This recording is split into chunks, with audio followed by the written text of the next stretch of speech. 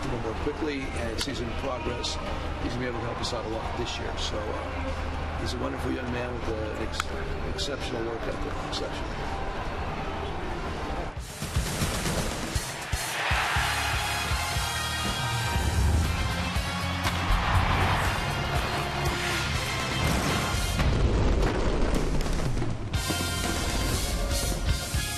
We are live from Progressive Field, rainy night here in Cleveland, and we will start under a rain delay when we do get going. It'll be Game 3 of a home-and-home series. The rubber match tonight, the Cubs and the Cleveland Indians here on CSN.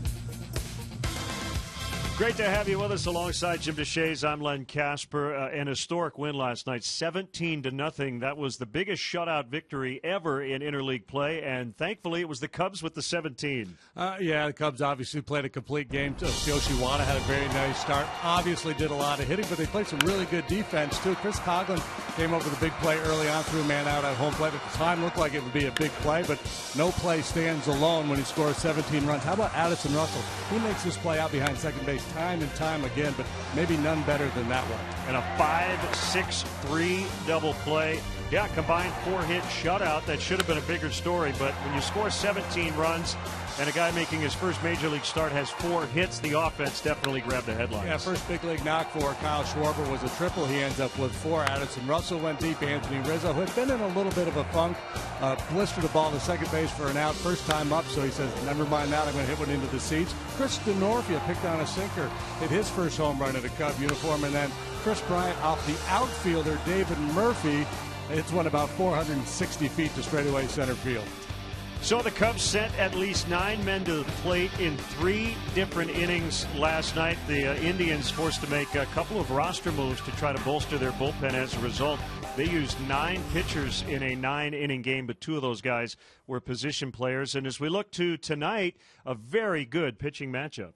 Yeah, Jason Hamill goes for the Cubs tonight against Danny Salazar for the Cleveland Indians. We'll look at some numbers on Hamill over his last 9 starts.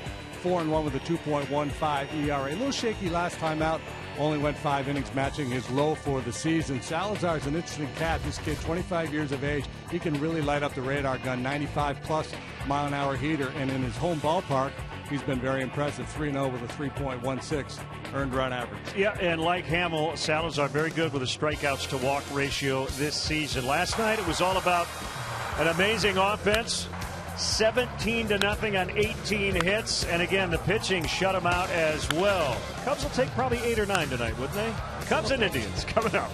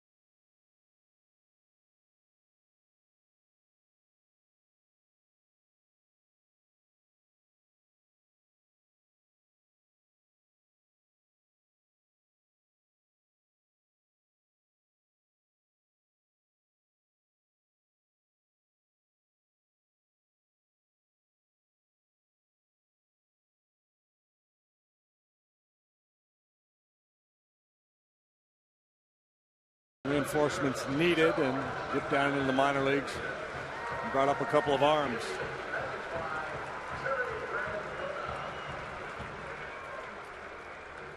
So let's check out the Cubs Southwest starting lineup against the hard-throwing right-hander Salazar. Fowler, Rizzo snapped an 0 for 20 with a long home run last night. Bryant with a 13-game hitting streak. Good to see Montero back in the lineup. Late scratch yesterday due to a stiff back.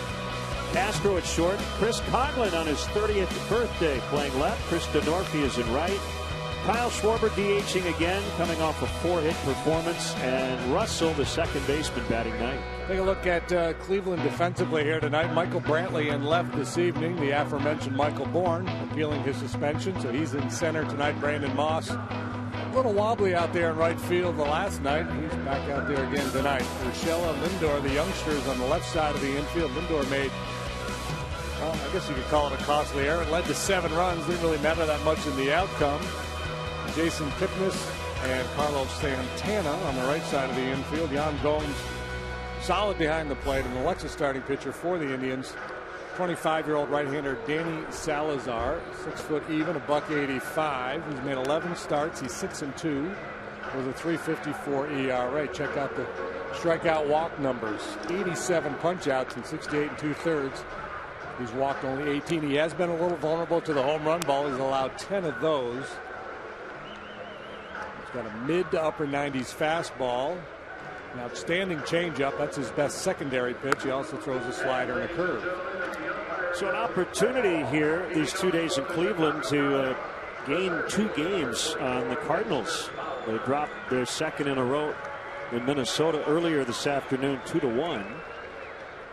So right now the Cubs are 6.5 back of the lead, and 2 games behind the Pirates. We're playing the White Sox in Chicago tonight.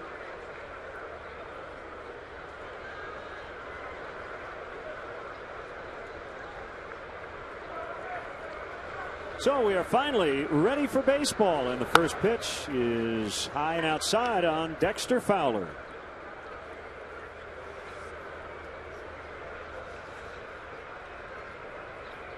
Dexter in a little bit of a funk, just 2 for his last 20. That is a strike. Rain delay of 25 minutes, not bad.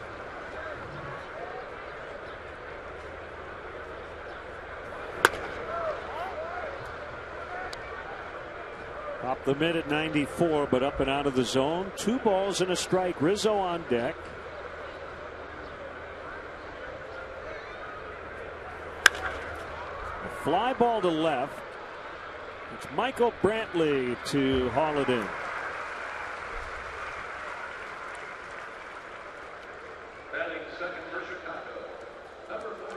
77, yep, scattered showers. But if we aren't interrupted the rest of the night, 25 minutes is a piece of cake. Yeah, that's a mini delay. It's a long pitching change.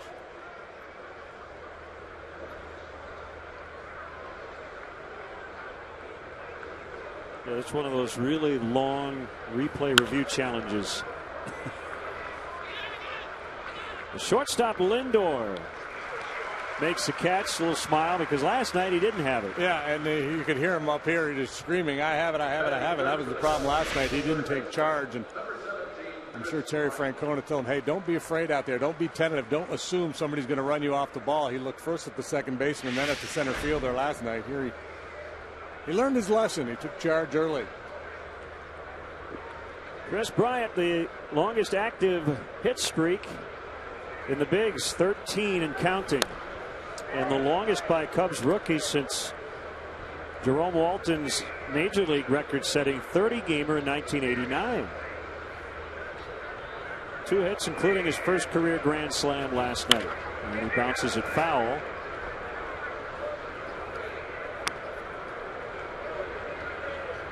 So David Murphy was the, quote, pitcher who gave up that grand slam, and he had a pretty good sense of humor about it. Said he was going to make a joke about having Bryant on his fantasy team, and then quickly added, I don't have a fantasy team.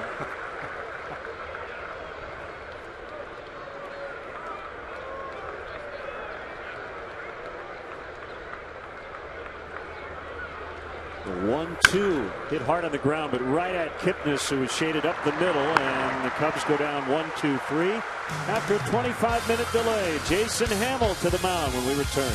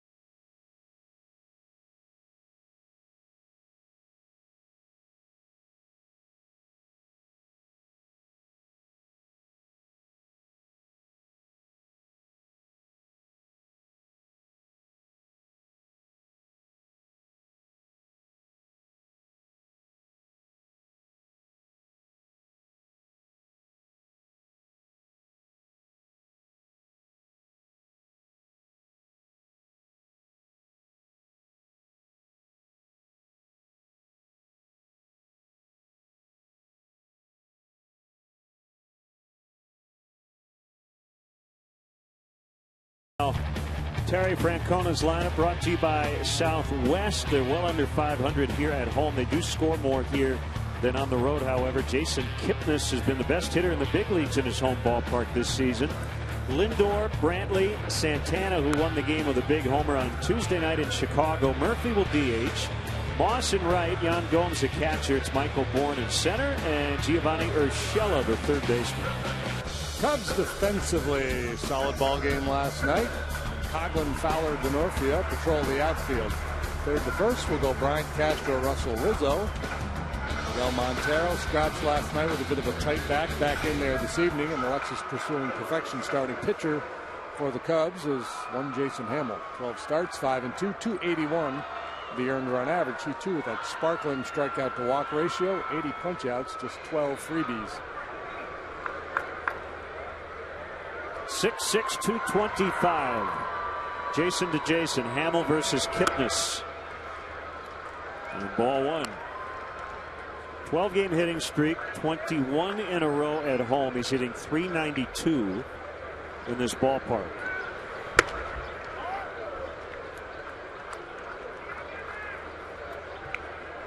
His name all over the leaderboard in the American League in many offensive categories.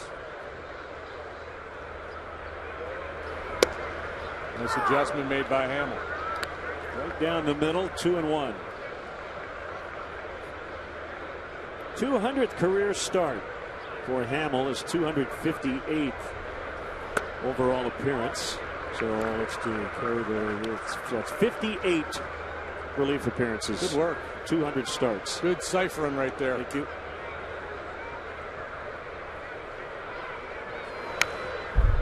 Well-timed fastball, and Kipnis couldn't get around on it. Jason will work two-seam fastballs down. He'll sink it. And looking for a ground ball, he can elevate the fastball as well effectively. Get some swings and misses or lazy fly balls up there. He's got a real good slider.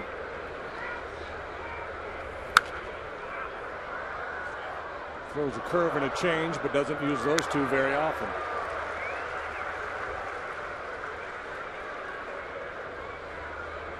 Being delayed in Cincinnati. Tigers and the Reds trying to get started. Same goes in Atlanta. The Red Sox and Braves are waiting. Rain, go away. This gives you a tough AB. Take his walks. Didn't strike out that much. Making Hammel work here. We've seen 7 pitches already.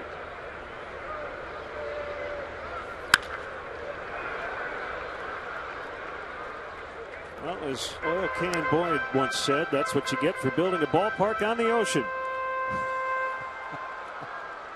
the rain delay tonight.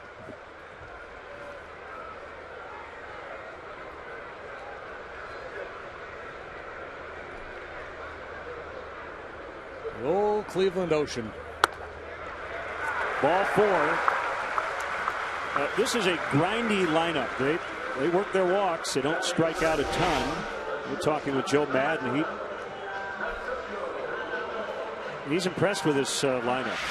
They've got some guys who can hurt you. Michael Brantley's the hardest guy to strike out in the American League. He's up next. Carlos Santana leads the American League in working walks. He's in the 4-hole.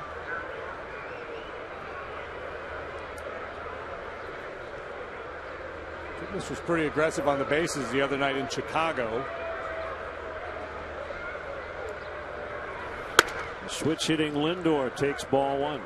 For the year, Kipnis has stolen 10 bases. He's been caught 5 times.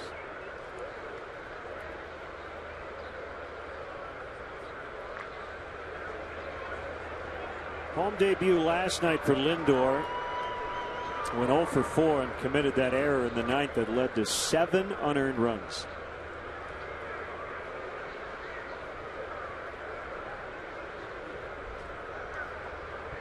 Step off to, about as inconsequential as 7 runs can be, but still, it was fun to watch from the Cubs' point of view.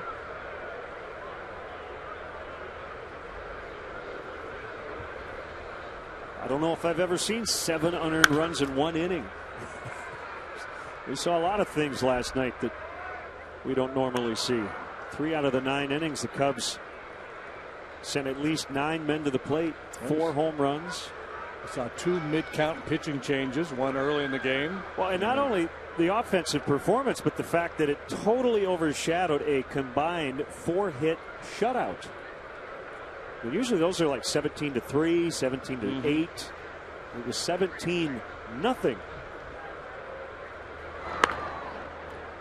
And it's interesting too because the Cubs are 17-11 in 1-run decisions this year. I did a little fact checking. They're now 1-0 in 17-run decisions. Okay. Yeah. Again, good work. Good dig I got in a there. little help on that one. It bounced and knocked down by Montero.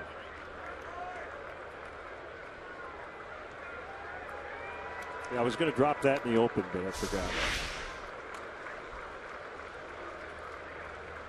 Can be a swing and miss pitch for Hamill, but Lindor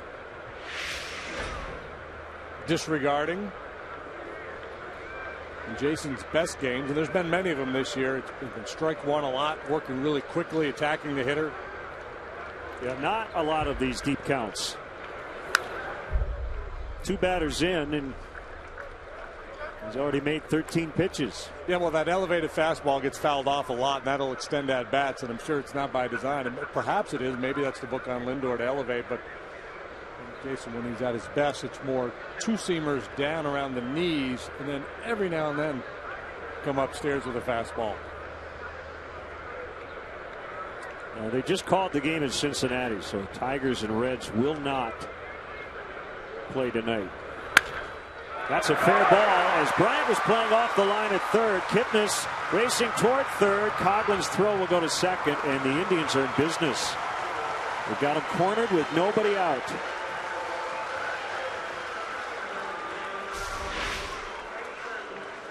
It looked like they tried to go downstairs with a 2-seam fastball. Lindor just pokes it the other way, just sticks his bat out and punches it into left. Good decision here by Coughlin. No play on Kipnis, into second base with the throw. Keeps Lindor at first, keeps the double play in order. The birthday boy, Chris Coughlin, 30 years old today.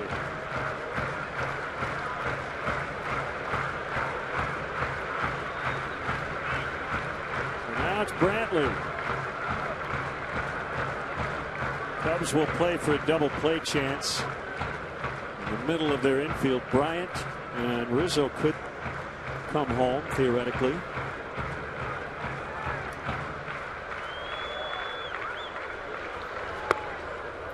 And he rarely used curveball that you mentioned for strike one. A nice adjustment by Montero, calling for the curveball there. The fastball command not yet there for Hamill. It's kind of a freebie with a patient hitter who's probably sitting on a fastball early. If you get that curve over, you get the jump.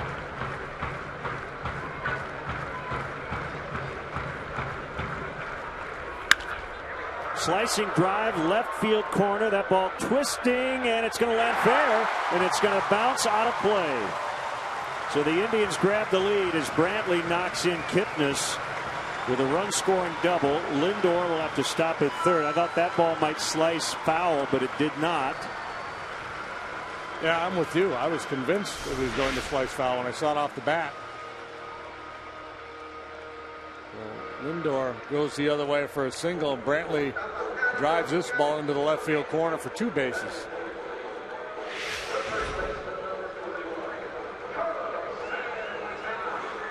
Last year, Brantley hit 45 doubles, with 21 this year.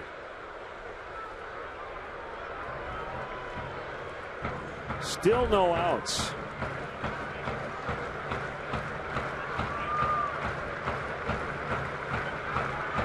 There's a switch batting, Carlos Santana.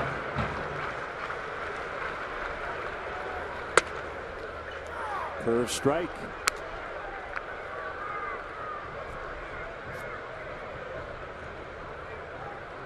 All 8 of his home runs have come as a left-handed batter.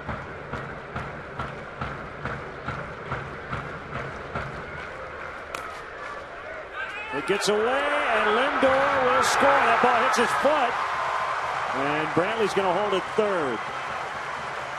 Good read by Lindor. It's 2-0.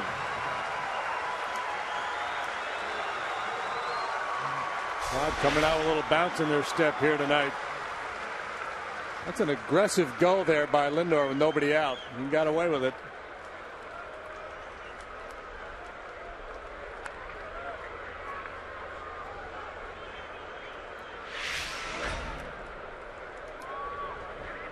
Infield in. With Brantley now at third, a 1-1 count. And they have charged Hamill with a wild pitch.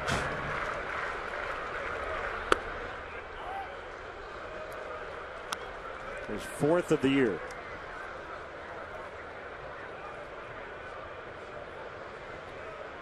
In Jason's last start, and he allowed 4 runs in 5 innings, 3 in the first inning. He struggled early last time as well. He went, so it's now 2-2. It could be a big pitch instead of 3-1. Hamill has drawn even. And I think he got it right.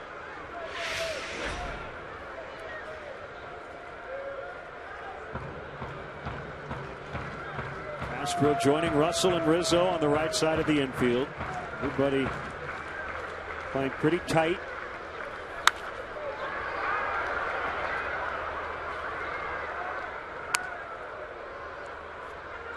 It smells like it's going to rain again. I don't know when, but I feel like we'd be fortunate to not get wet again. The radar's not pretty.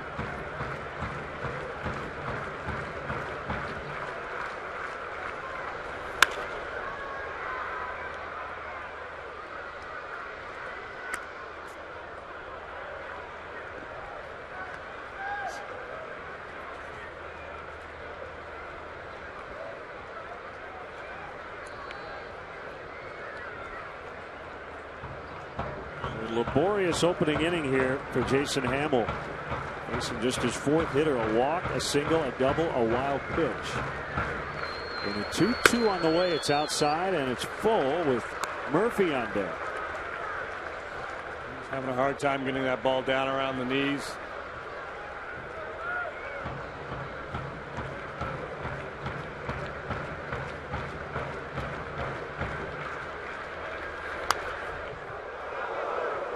Changeup, pretty good one. Santana spoiled it.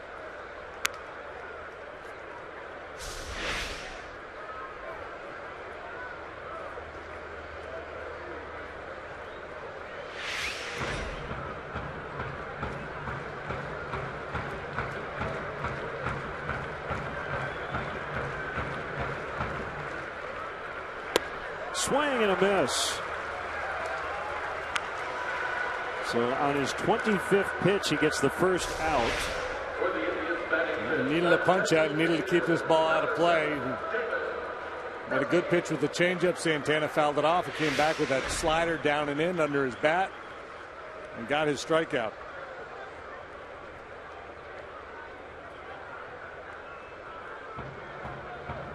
Now Murphy.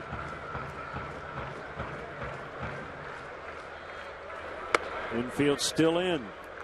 Playing pretty much straight up. Castro back at his normal position.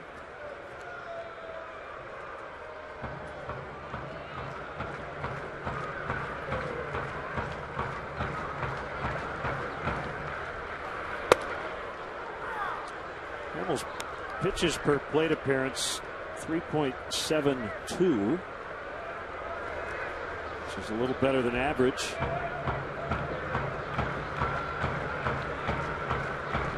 And way higher than that here in the first inning. Fouled off.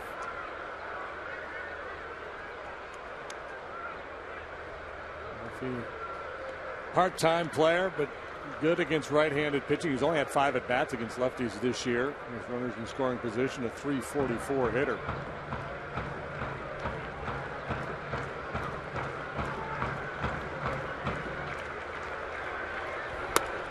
Outside on the 33-year-old Murphy, product of Baylor University. Debuted with Boston in 2006. 17th overall pick in 03.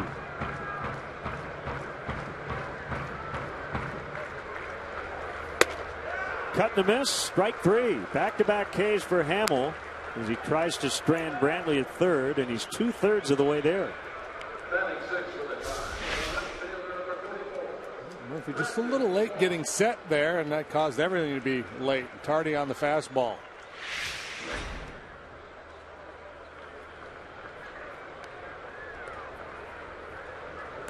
Brandon Moss.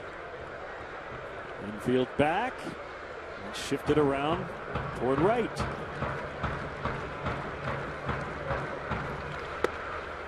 Curve strike. So he's thrown every pitch in his repertoire here in the first. Some days you don't have to break out all of them, but tonight, definitely. Yeah, well, I think they've made a nice adjustment because, again, the fastball command hasn't been there for him. Montero recognizing that, changed things up a little bit, calling for that curveball. Nice throwing a couple good sliders down, and that's usually an indication that a pitcher's starting to get the feel of the release point. Getting that breaking ball down, and typically the fastball command will improve as well.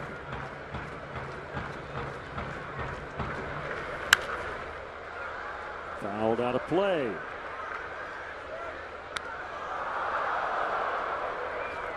Well, you might as well punch him out, too.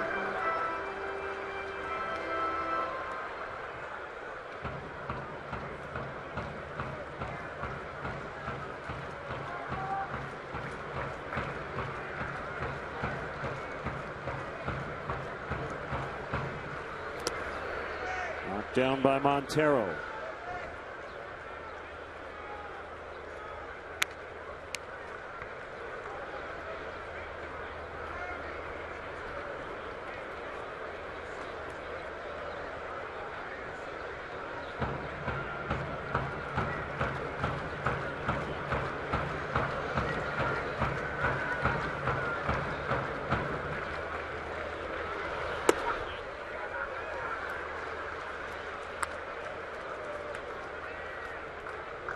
Don't know for sure, but I'm going to guess this is, if not the highest pitch count inning, very close to it for Hamel this year. 35 and counting.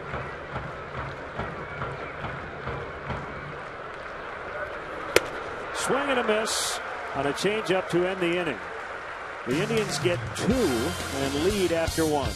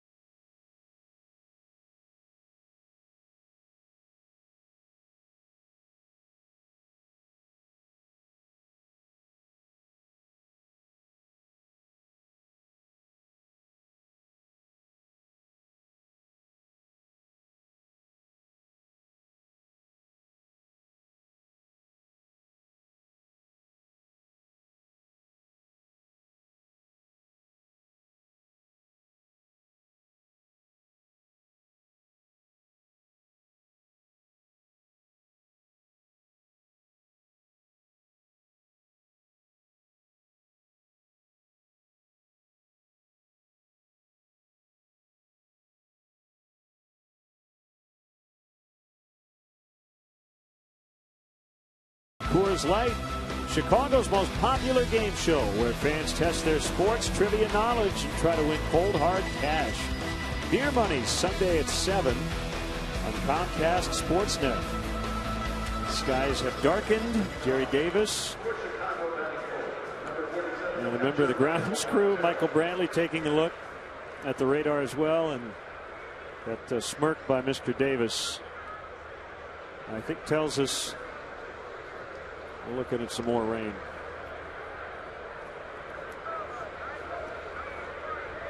So if that's the case, got to get some runs here in the next few innings. If we get to 5, it could be a complete game.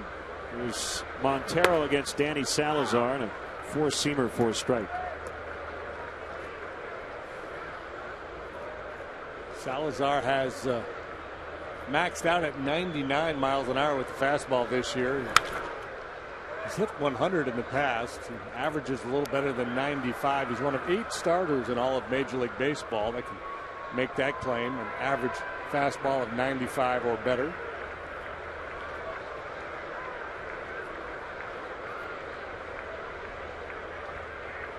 Here comes the 0-2 off the plate inside. Montero back in the lineup.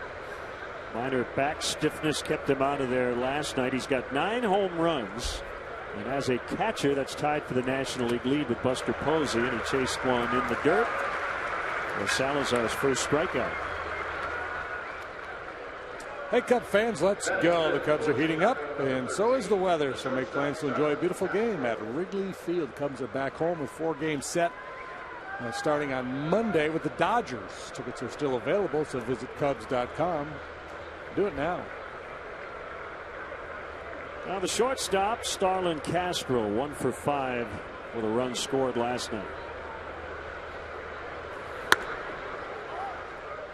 You mentioned it last night. Starlin quoted recently about his approach at the plate and how he got caught kind of cheating on breaking balls, thinking breaking ball too much, and he was getting beat by fastballs. So he's got a chance to catch up to some heat here tonight. You got to sit fastball against Salazar.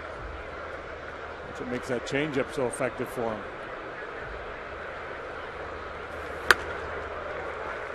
There's that good heater. And ideally get it down. If it's up above the belly button, it's a tough pitch to get to.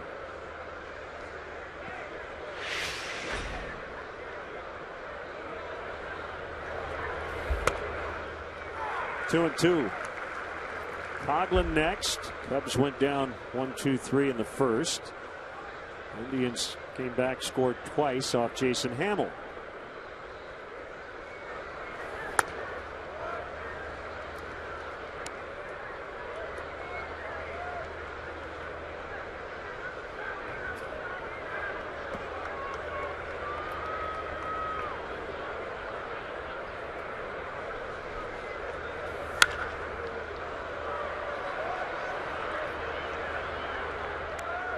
Salazar signed with the Indians out of the Dominican Republic in 2006. Born in Santo Domingo. Tommy John surgery in 2010. He began 2013 at Double-A, finished that season as a playoff starter for the Indians in the big leagues. Another 3-2, and he got him this time. Upward swing there by Castro. And certainly looks like when in doubt, Don Gomes is going to put down that index finger. Yeah, and I think with the left-handed hitters, you'll probably see the changeup a little bit more often. And he's got reverse splits. Left-handed hitters hitting only 212 against him. Righties 261. And maybe then he just doesn't trust the changeup against the righties and becomes a little bit more one-dimensional. It's a good dimension. I mean, you can throw 98 miles an hour. That certainly helps. Thanks to Chris Coghlan for supplying the cupcakes on the team bus today in celebration of his 30th birthday. They were fancy cupcakes. I guess we should thank Chris's wife.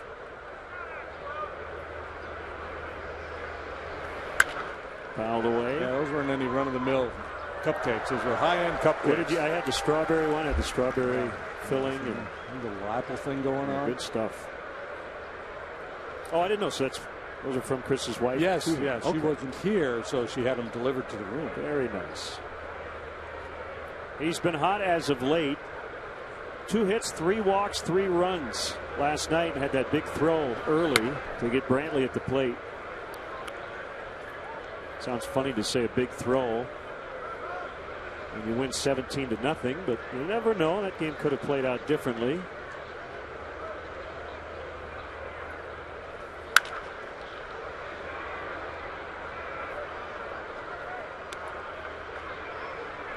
Whenever you get to that next decade, go from 29 to 30, it's a big deal. And Chris was talking about that on the bus, and then he said, yeah, well, just wait till you turn 40 and then 50. Yeah, you put it in perspective for him. It's not as big a deal in the rearview mirror.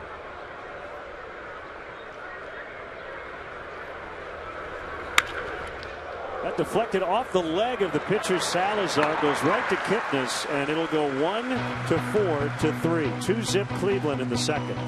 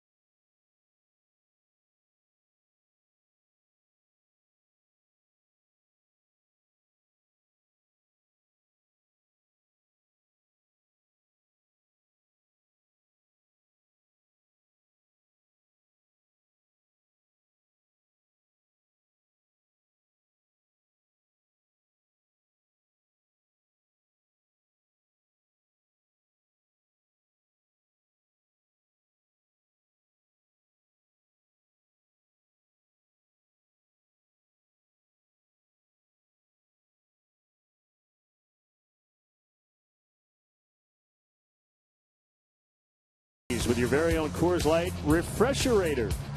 Enter for your chance to win one of 15 limited edition vending machines now through June 30th. Visit csnchicago.com/Coors Light and enter today.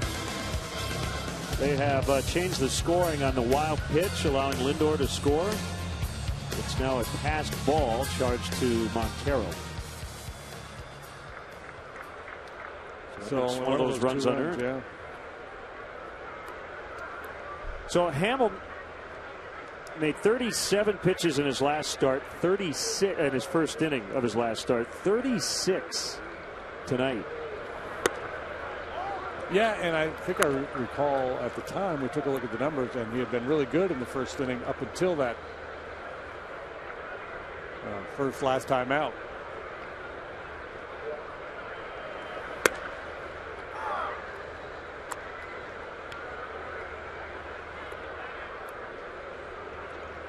Props to Scott Lindholm.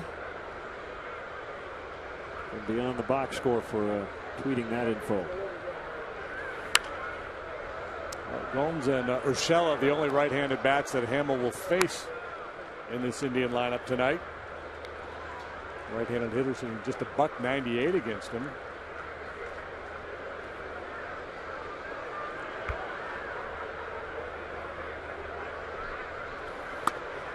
Went after the high one, couldn't find it. And now all of a sudden, Hamill has struck out 4 in a row.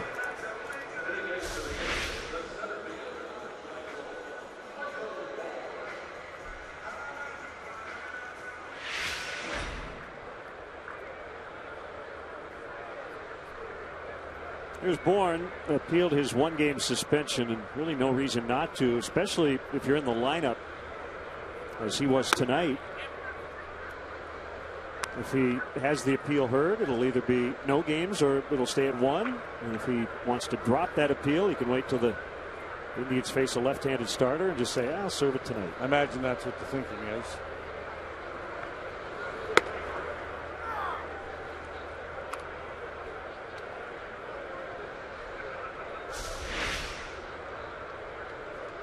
Change up, finds the strike zone.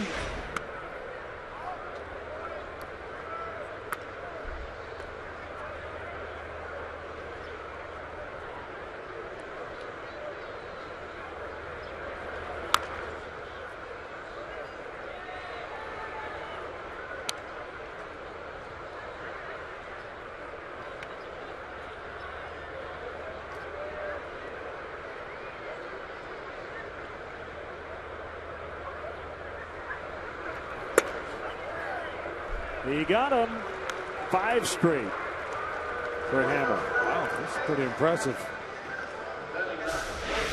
Walk, single, double to get started. And then Hamel said, that's enough of that. And he's punched out 5 in a row. And using all of his pitches, this is the backdoor slider to get Bourne.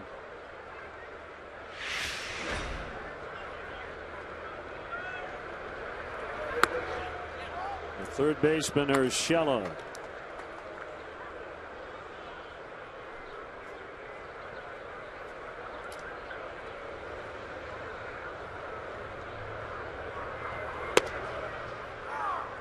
That's a strike.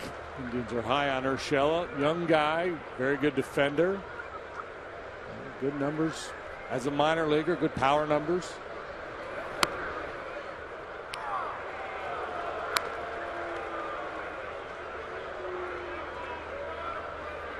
All of a sudden, it's become Jason Hamel again, getting ahead early. And a little hiccup in the first. Working ahead in the count here since.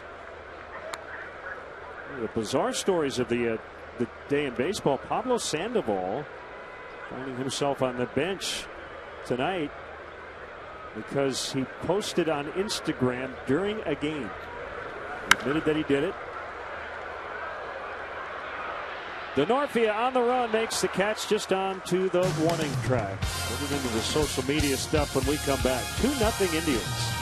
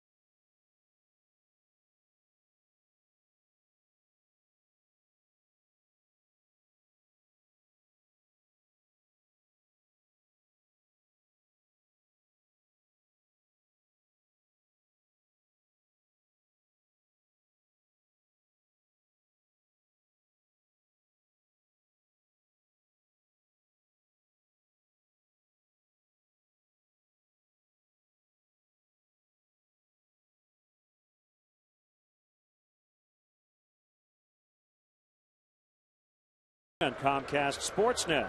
Brought to you by Nationwide agent Jeff Vukovich. Visit Jeff at jeffvuk.com. Nationwide is on your side. Kyle Schwarber in his second major league game starting at the DH spot. 4 hits last night and very savvy with the media too. Yeah, I think we've asked like 12 different ways of, is there anything you can do to maybe lengthen this past Sunday, or, you trying to prove something so that if they do need a bat later this summer, or if there's an injury. And he is pretty good at saying, he's like, hey man, I'm buried. I buried my head in the sand. He's like doing stuff like that.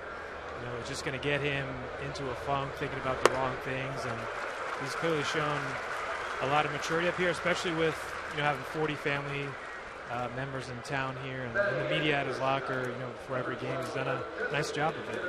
And here he comes to the plate. Joe Madden was asked about how he could stay beyond Sunday, and Joe said, well, if we become an American League team. I don't think that'll happen anytime soon. They seem legitimately interested in extending his life as a catcher, and he said that's his main priority too. That he wants to do it. It's his passion, and that he's not looking for a shortcut to left field. He really wants to do this and see it through.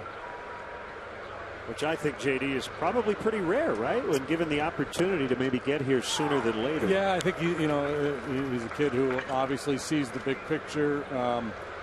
Because with his offensive skill set, if he can hold down the catching position, he becomes that much more valuable. I mean, if he becomes what we expect him to be as a hitter and is solid behind the plate, you're talking about a kid who's probably make a bunch of all-star teams, right? Few anyway. Got away with one there. That might have been strike 3. So a 1-2 toward right and through.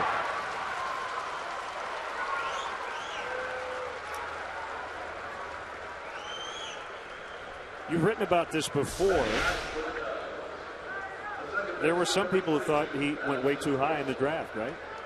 Yeah, there was a little bit of that, and he wasn't this slam dunk pick. I mean, he went to 4, and you look at his body type and the questions about whether or not he could catch, if he's really just a designated hitter.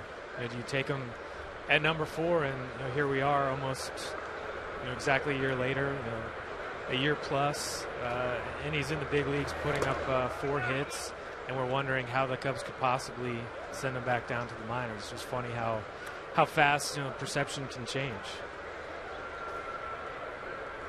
1-0 on Addison Russell. Speaking of how things change, the move itself to do this signifies, I think, what Theo and Jed think of this ball club, because in years past, they never would have brought a kid up for 5 days in this situation. Yeah, without a doubt. I mean, Chris Bryant, deep down, is probably wondering why he wasn't up here last year, but it's a totally different scenario. The team's playing under different circumstances, and they're really, for what the Cubs were playing for last year, there wasn't really a point for him being up there, but there definitely is for Schwarber. They think he can help them win some games. Russell pops out to Kipnis. So I mentioned the story. I don't know if you saw it, Patrick. Pablo Sandoval benched tonight because somebody found out that he had liked something on Instagram in the middle of a game earlier, and JD and I were talking about it over dinner, and he may end up getting fined by MLB. That's pretty, forbidden, but I'm surprised it hasn't happened more often when you think about how attached to their phones these kids are, and this is universal almost. Yeah, I asked Joe Madden about it before the game because he's obviously on Twitter and he's Mr. Anti-Rules, and he said, you know what, you just kind of, obviously that you can't do that, and when the Red Sox aren't playing well, of course people are going to jump all over that story, but he doesn't have any sort of policy or a social media guidelines, when they have to turn their phones off. He said, that's act properly, act like a big leaguer, and if you don't, he feels it's on the clubhouse to police and stuff like that. But MLB has rules, right? I mean, you can't be on social media during the game. I think it's a Major League Baseball rule. Yeah, I think the punishment, there's not much teeth to the punishment that's on paper. It's just more of don't do it. If it happens, then you get fined or whatever. I mean, JD, if I took your phone away for 4 hours every day, could you live with yourself? Yeah, I'd be okay. But and it's going to, with the younger generation, though. I mean, we're all tied to our devices, but these guys probably more so than we are. So maybe in the next collective bargaining agreement, they'll usher in the 1 tweet per game rule or something. Well, I believe Minnesota, Paul Molitor, when he came in, he instituted a rule of all phones must be off, say, 40 minutes before first pitch to get them focusing on the actual game.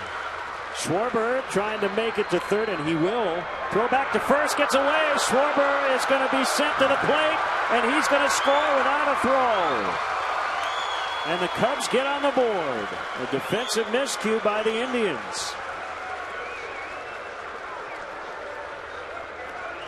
The Indians were a little sloppy defensively in the ballgame last night. Good hustle here by Schwarber. Going first to third, and they take a shot at Fowler. Santana's not the most nimble guy over there at first base. So that error charge to the rookie Lindor.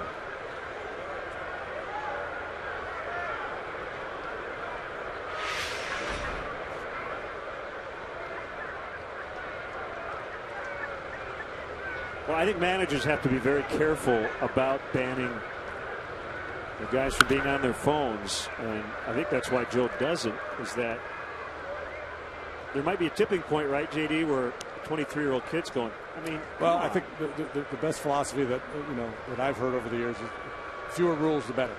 Right. Because the more rules you make, the more you have to enforce, and then the more chances that it gets selectively enforced. You look the other way for one guy, but you enforce it somewhere else, and that great division within the clubhouse. You're seen as micromanaging.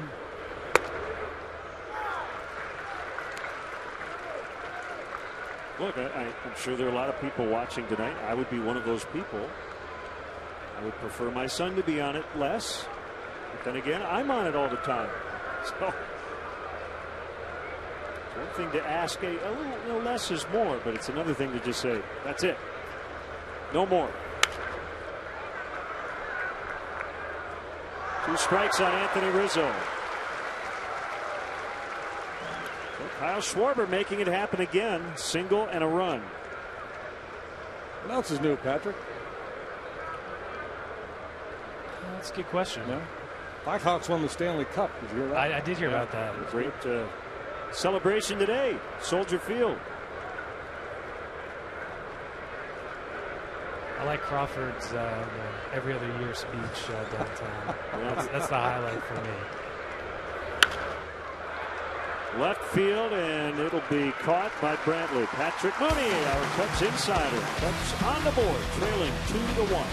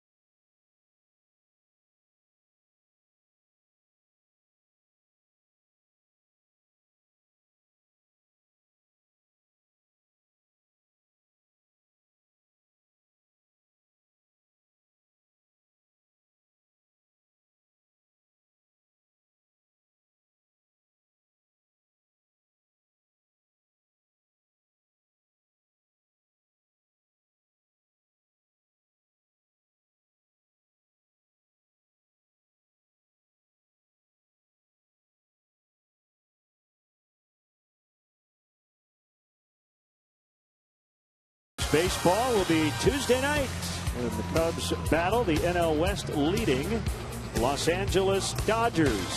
And the Dodgers 2.5 games up. Pretty decent chance they will still be leading their division come Tuesday. First pitch 7 o'clock on CSN Chicago. Come Tuesday night. And it should be Hamill and Zach Greinke. Kipnis fouls. Unearned run for the Cubs in the top of this inning.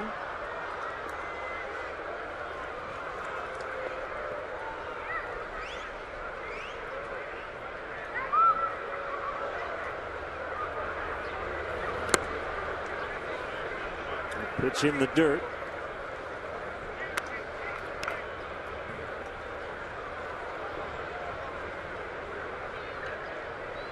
Greinke pitching tonight against Texas.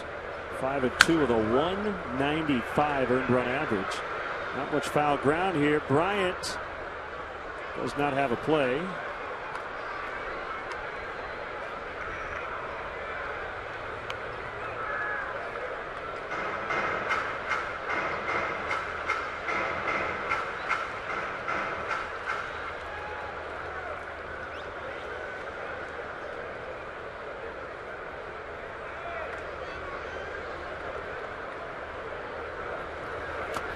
Two. Only one in the dirt. Alex Rodriguez with an RBI single in his first plate appearance tonight gets him within 2 hits of 3,000. Yankees are hosting the Marlins. Marlins had just tied that game 1-1 in the top of the 4th in New York. That game in Minnesota, Kenny Vargas hit the game-ending 2-out homer in the 9th inning to beat the Cardinals 2-1. Twins tied it on a Joe Mauer 8th inning home run. Cardinal run was also a homer. Jason Hayward in the 7th. Look out. That ball rocketed and deflected off something near the dugout and then into the seats. Well, he scattered his teammates. I think everybody's all right. Tip of the helmet to the boys. Fire in the hole.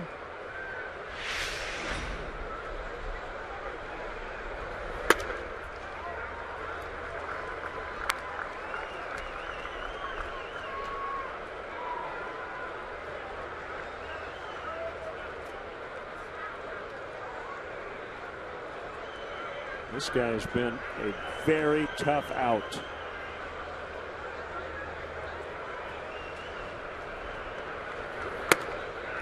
And he's walked twice tonight. The Budweiser bleachers have made their debut. The enhanced bleachers have a new look and feel with additional amenities and more group spaces. Tickets are on sale now. Visit Cubs.com/bleachers to buy tickets and learn more about the new available spaces and concessions. Yeah, it seems like every time you look up, Kipnis is standing on first base. Stop looking up.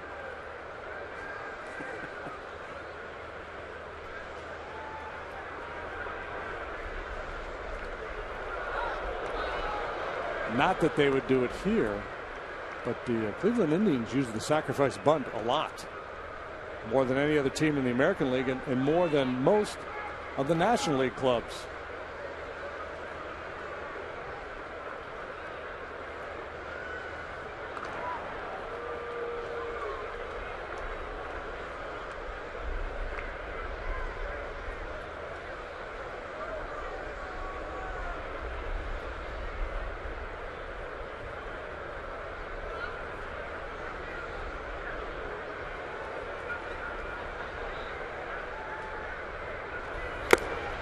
Foul tip by Lindor. Talked about this franchise's history. There's Mike Sarbaugh, third base coach. A little bit last night. Cleveland was a charter member of the American League in 1901. Known as the Blues at that time. The first big star was Matt Lajoie. Came over from Philadelphia in 1902. And the Cleveland franchise actually changed its nickname to the Naps in his honor. 1914, after he left, they had a newspaper contest. They renamed the club the Indians. And you know why? Yeah, Louis Sockalexis. Well, also because of the Boston Braves got to the World Series. So they wanted something that was similar. Sockalexis was a Native American, first to play in the big leagues. 1920 they won it, and then again in 48 that's it. Only 2 world championships. 1920 was the year of the tragic death of Ray Chapman, the shortstop, that beamed. Swing and a miss, strike 3.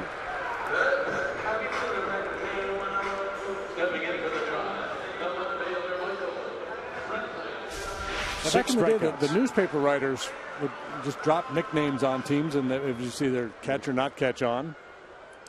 Usually a lot of times teams were just kind of informally known as the Cleveland Club, the Clevelanders or whatever, and somebody would drop a nickname on them. That would stick for a while, and they become something else. Somebody was the Babies for a while, weren't they? Well, I know the Cubs were the Orphans. Yeah, Brooklyn was the Bridegrooms, because they had a lot of newlyweds. Coughlin makes a catch. Brantley is out.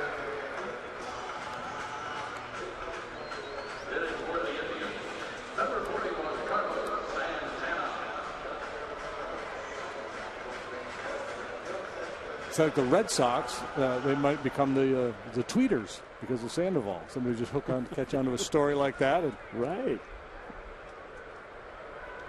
They become the Beantown tweeters.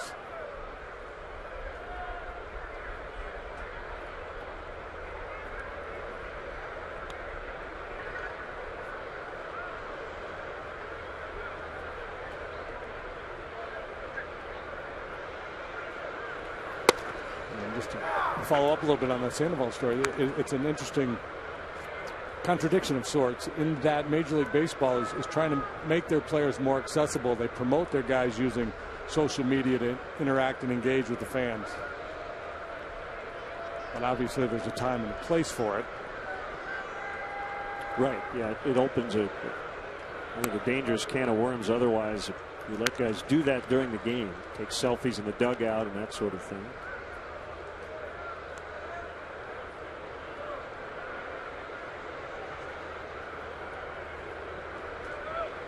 But it's funny that the culture of a team when they're going good versus when they're going bad. If the Red Sox were doing a lot of winning, they'd probably say, hey, Pablo, let's not be doing that, okay, and move on. There's a lot of negativity flying around that ball club right now, a lot of focus on how they react to things. There's probably a certain amount of pressure on John Farrell or whoever made that decision to sit him for a night to do something.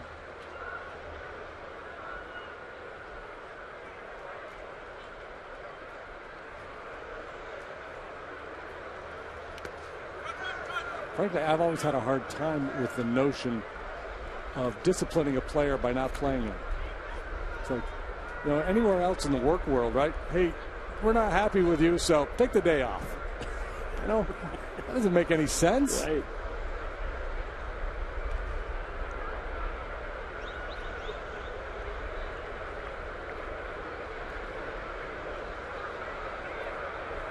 How about you're going to play this doubleheader and we're not taking you out? Yeah. Fine him. Castro will charge, and he gets Santana, and the inning comes to an end. Leadoff walk, no runs, 2-1, Cleveland.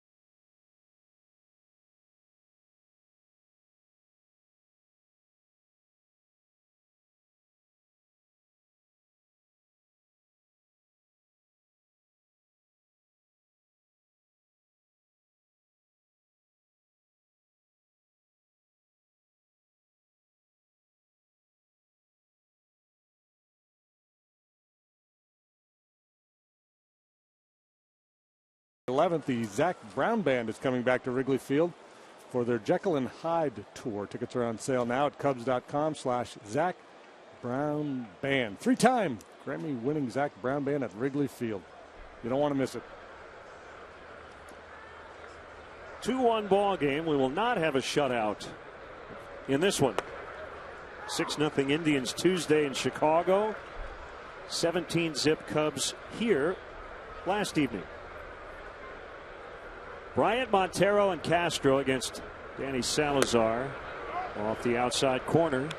We will not see last year's Cy Young Award winner Corey Kluber this week. We may see him in August. Teams will make up the rainout from the other night on the 24th of August at Wrigley Field. That's a strike. Top of the zone with a little cutting action.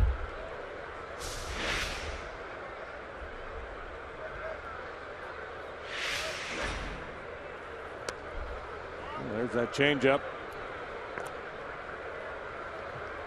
Bryant hit the ball sharply first time up. Right up the middle, but unfortunately for him, Jason Kipnis was stationed right there, as he is now.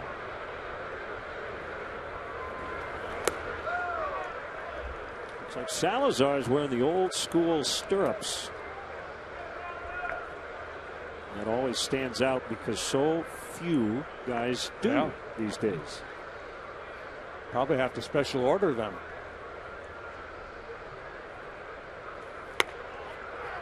He got him on strikes.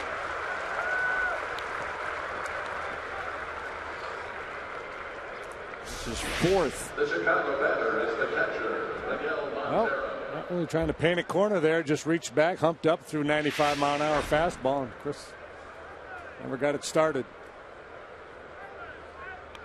Mentioned the Tigers and Reds were rained out. Bad news for Cincinnati. The rookie right-hander John Moscott will have left shoulder surgery, though the non-throwing shoulder. Saw humpback liner to Brantley. So 3 starts in to his rookie season, and he's done for the year. It happened Monday in Detroit. He dislocated the shoulder diving to tag Anthony Gose.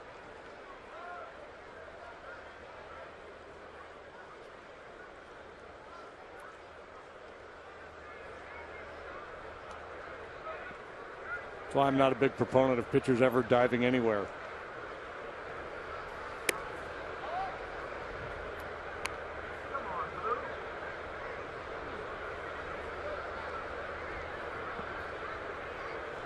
One to no to Castro. He struck out swinging his first time up. Padres get their first win under their new manager, Pat Murphy, 3-1 in Oakland. They had gone 0-3 after the firing of Bud Black. One of those games managed by Dave Roberts.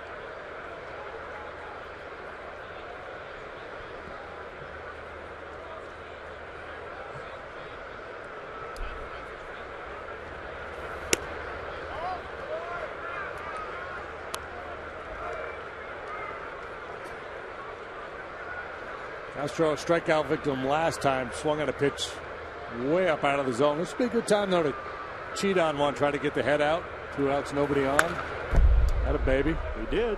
Let it fly. Stayed on that one, too. A lot of times they pull off the ball, but he was thinking right center with this swing. Tried to lean on one. He's leaking a little bit.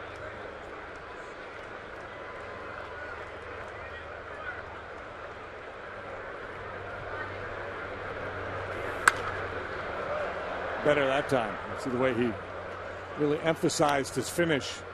Things John Maley's been promoting with Starlin. Stay on the ball, hit it the other way.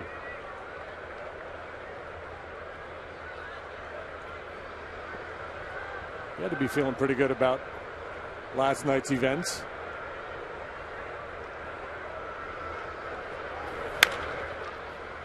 On a hop to Urshela, the third baseman. Cubs go down 1-2-3 for the third time in the first 4 innings.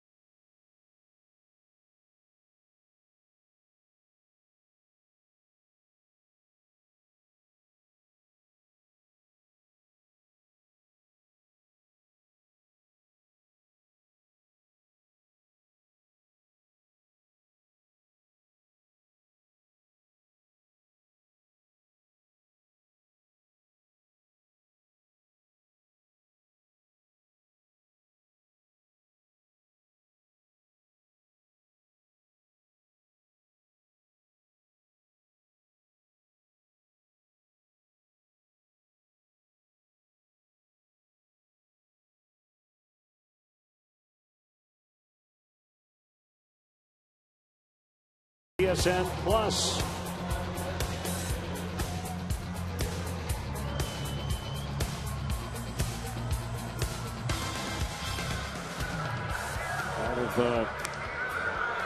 Cubs fans here in Cleveland. First time the Cubs have played here in 9 seasons.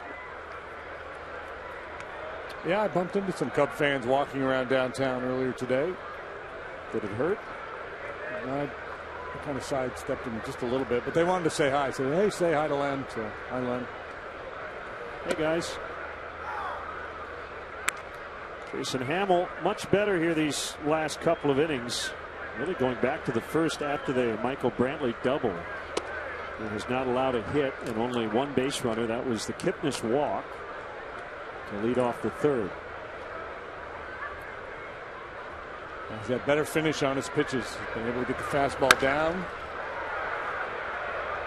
Action on the slider has been tighter, sharper.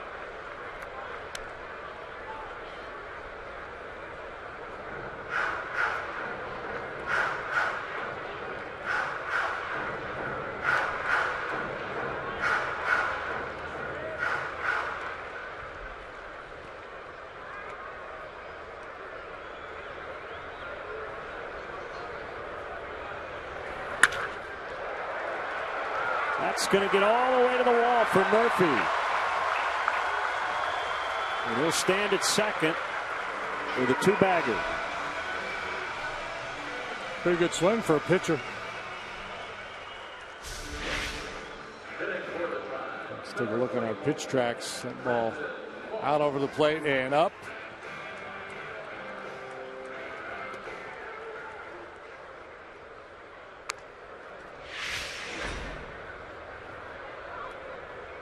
A threat here in the bottom of the fourth, and now it's Moss.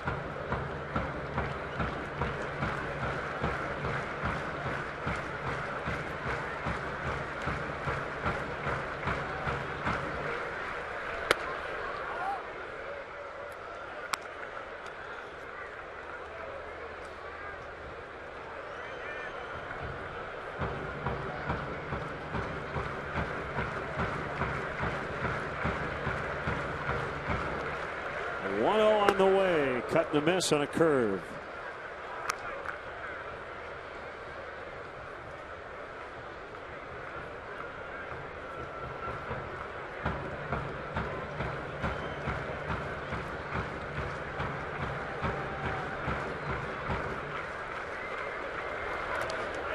The ball gets through the legs of Montero and allows Murphy now to get to third. Pass ball in the first inning factored into the scoring for the Indians. And here's a breaking ball in the dirt that Montero's not able to keep in front. And Murphy slides on over to third. Breaking ball in the dirt. That'll be ruled a wild pitch, I'm guessing. Like it is. Dirt. Yeah. Miggy would tell you that's one he should have been able to at least keep in front. And unlikely that Murphy would have advanced had he done that.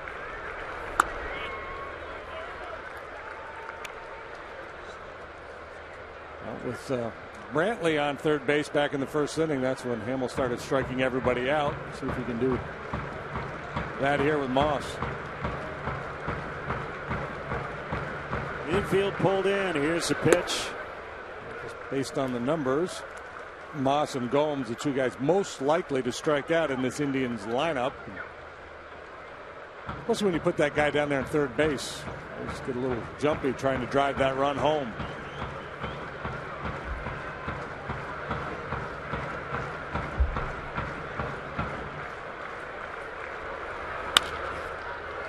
Backhanded play by Rizzo. Nicely done. Steps right on the bag. Keeps Murphy at third. 1 out.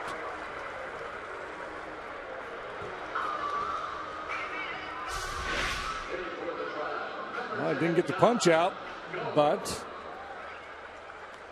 Murphy's still standing at third base.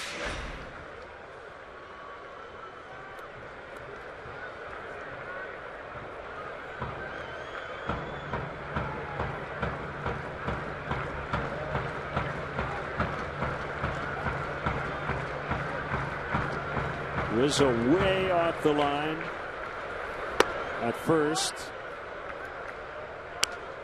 Interesting shift here against the right-handed hitting Gomes.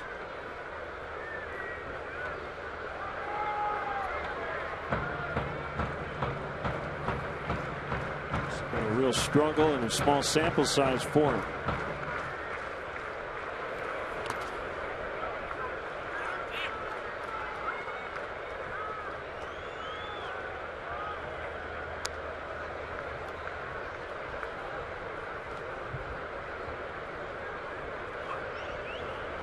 Gomes, the Silver Slugger winner last year, was the best offensive catcher in the American League. 21 home runs, a bunch of doubles. The number's way down. That's in tight. It's a DL time this year for Gomes. Sprained MCL in his right knee. April 12th through May 23rd he was out. This is only his 24th game.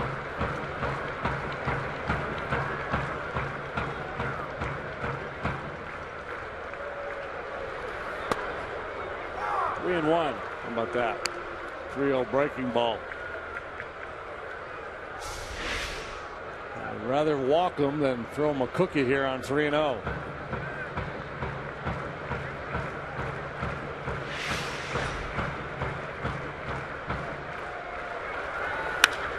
Line shot deep left. Caught by Coghlan, and Murphy will score easily as that ball was taking Coghlan back toward the wall. So it'll be a sacrifice fly on the line out for Gomes, and it's 3-1 Cleveland. Yeah, I went back to the breaking pitch this time. Gomes right on it. Looks that line drive to left. Murphy trots home after advancing to third on the wild pitch.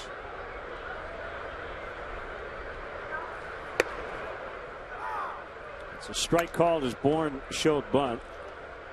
12 bunts in play, second in the American League.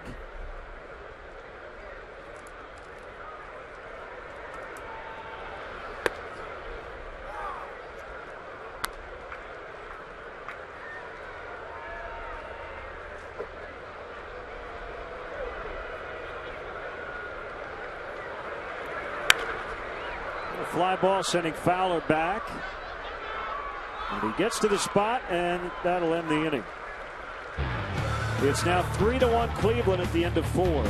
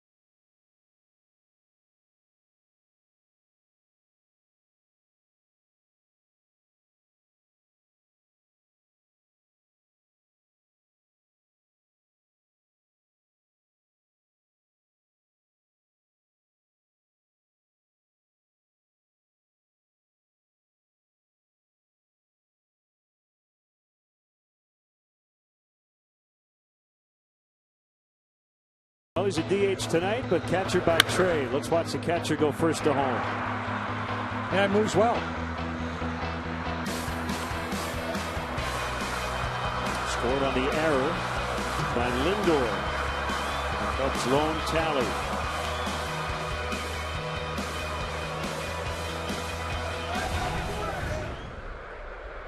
Indians adding to their lead with a run in the 4th.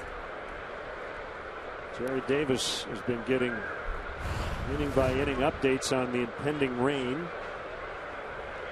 I think he's just got a game of words with friends going. So who's sure QI Schnoggle's not a word? QI is a word. 1-0 on Chris Coghlan.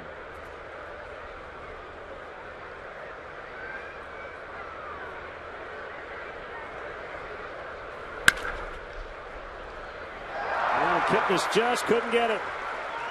Coghlan with an aggressive turn. He'll hold it first with a single. So we're in the fifth. We've got possible rain coming. The most likely scenario is that we play 9. But in case we don't, it's a good idea to get a couple of runs here. That game will be official after the Cubs bat here in the fifth.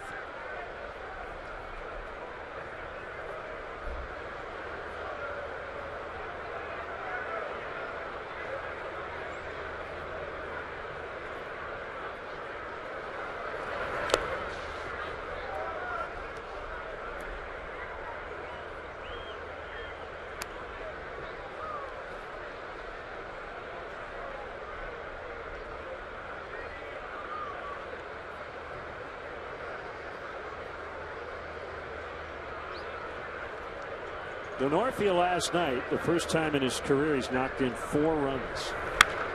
In on the hands that time and blooped and caught by Lindor. That was a terrific running catch by the shortstop, who's committed a couple of errors here these last 2 days. Yeah, he got a great break on this ball. Great instincts. Denorfia first hit that ball. I thought for sure he was going to be able to dump it in there to shallow left. There's the break by Lindor.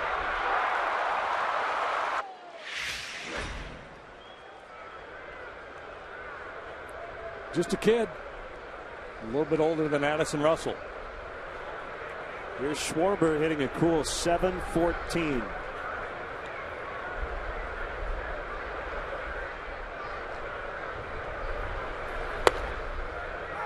Called strike from Salazar.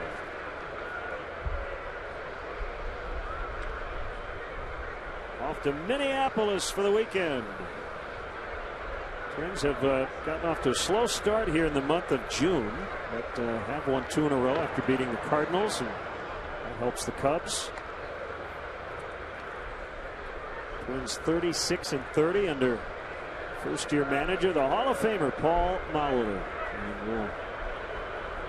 And a good look at that ball club and that beautiful ballpark. Been a few years since we last saw Target Field. The Schwarber family well represented here. Family and friends. About 50 of them here, he said. Maybe some will push on up to Minneapolis. Enjoy a nice pike on a stick.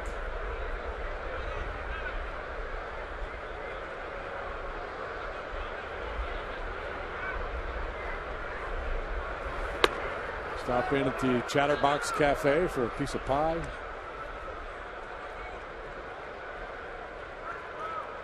Four of Schwarber's 5 hits in this series have been to right field. The other one was a little infield hit to third base. So he's been pulling the ball, but the reputation is uses the whole field, has power to all fields. Good take.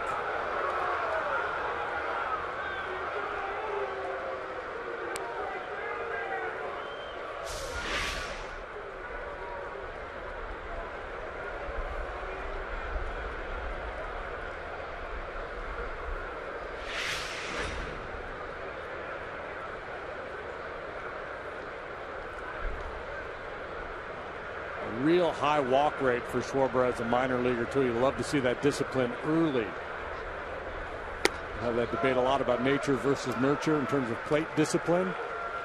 Can you take a guy who doesn't have it and teach him? Maybe a little bit, but ideally you like to sign guys who already have that disciplined approach. I would say mostly no. Yeah, with rare exceptions. Yeah, way more nature than nurture.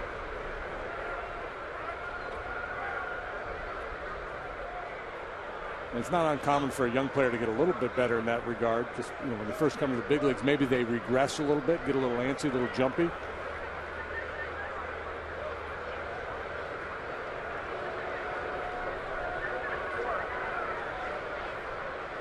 Coghlan runs on the 3-2 and a fly ball hit to deep left. Bradley looks up. That ball is gone. A home run. Oppo. We're tied. Oh my. And there's that opposite field power we were talking about.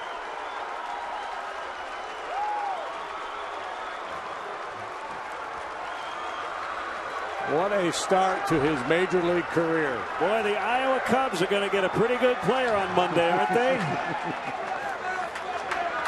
He may be the only guy ever to be the player of the week in the big leagues, demoted to the minor leagues in the very next week. What an at-bat for Kyle Schwarber on a 3-2 pitch. Over the high wall and left. And Russell fouls.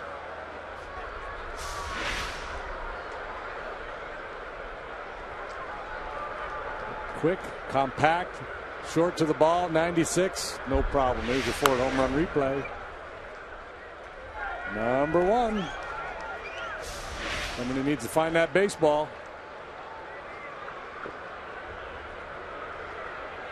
An A's fan grabbed it.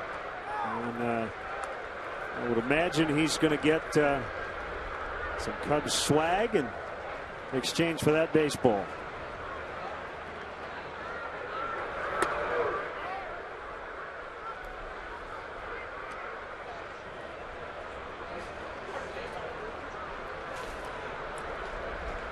Get through the bottom of the 5th now. Make sure that thing counts. Slider misses low and in. 3-2 on Russell. He homered last night just inside the left field foul pole. His hit streak is at 8.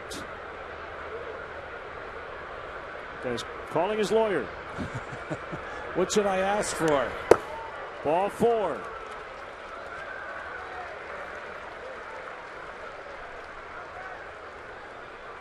Now stepping into the Cubs, center fielder Dexter Fowler.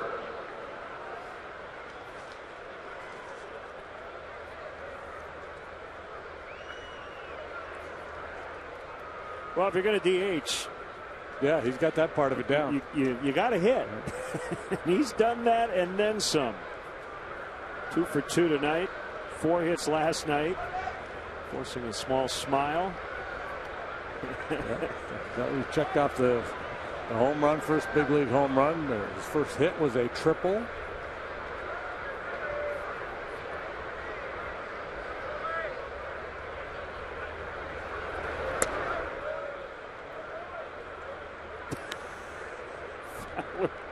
Checking out the action from between his legs. That was funky. Watch his reaction. And by the way, I mean, we don't really need to get into this too deeply. But in terms of Schwarber going to AAA, the inevitable, you can't send him back. That stuff's going to happen. We knew that would happen. But right now, as his team is constituted, there is no place for him to play. Correct. So, yeah, I mean, would you love to keep the bat up here? As Joe Madden said, if we become an American League team on Monday, we'll keep him. Base hit, center field. Coghlan, DeNorfia have been very productive in terms of left field, and now the grounds crew has jumped onto the tarp, so it's coming. And actually, it just has started to rain.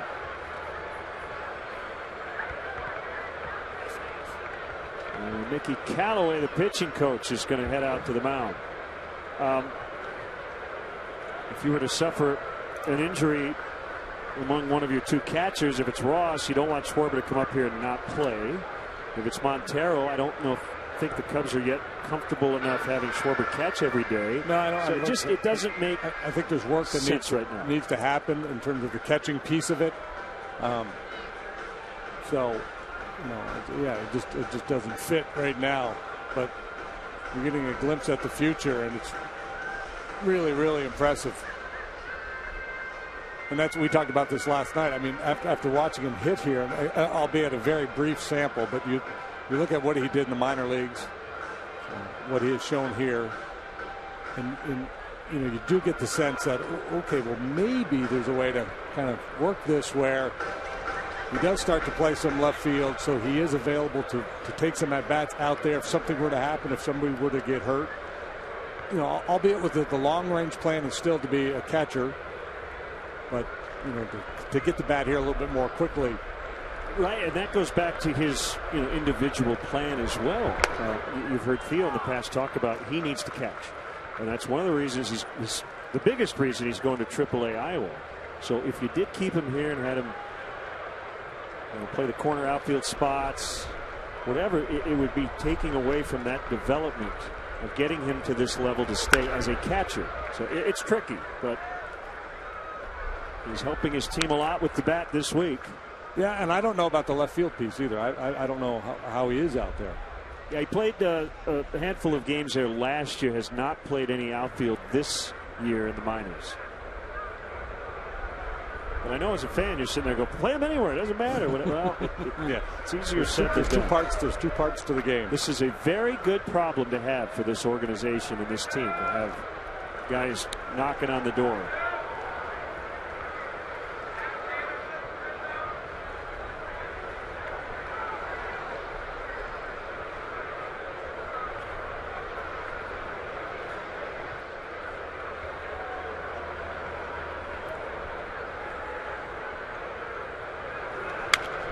Punched foul by Rizzo. Very light rain. Grounds crew at the ready if needed. Schwarber just tied it with an opposite field home run. First of his career.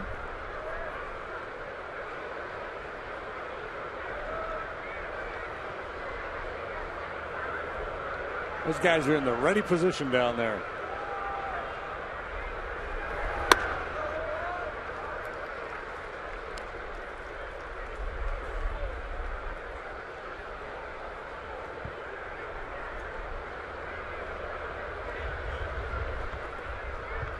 Our AT&T UVerse Multiview. After the home run, a walk and a single. Still only one out in the inning. 3-2 now on Rizzo. Will Joe have the runners on the move here?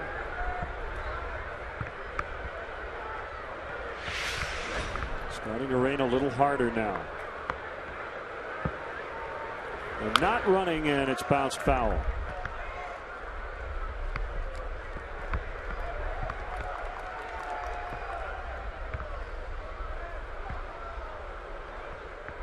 Fans are starting to look for some cover.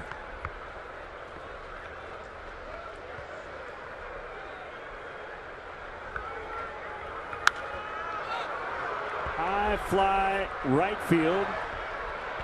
Coming on is Moss. 2 outs. Rizzo now 0 for 3. Hey, Cub fans, let's go. Don't miss your chance to catch the best matchups in baseball. Reserve your place in line for history in the making. Join the season ticket holder waiting list. It's easy and free to register. For details, visit Cubs.com/waitlist.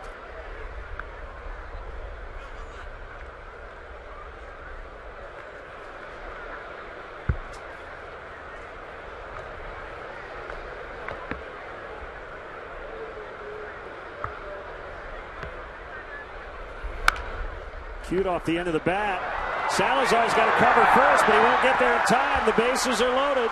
Salazar kind of went after the ball and then made a late decision to head to first, and he just told Santana, that's on me. 14-game hitting streak for Bryant. Right off the end of the bat, Salazar can't get there, and once he made that commitment to try to make the play on the ground ball, there was going to be no play at first base.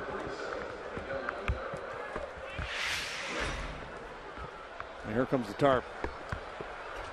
So we will be delayed. And this rain right here, you could certainly play in. So they must have information that says once it starts, right, it's really going to bring it. Yeah, they don't want to get caught waiting too long. So 2 outs, 2 in. top 5, bases loaded, 3-3 tie. And we're going to send it to an episode of Beer Money, and we'll have updates from Cleveland to follow.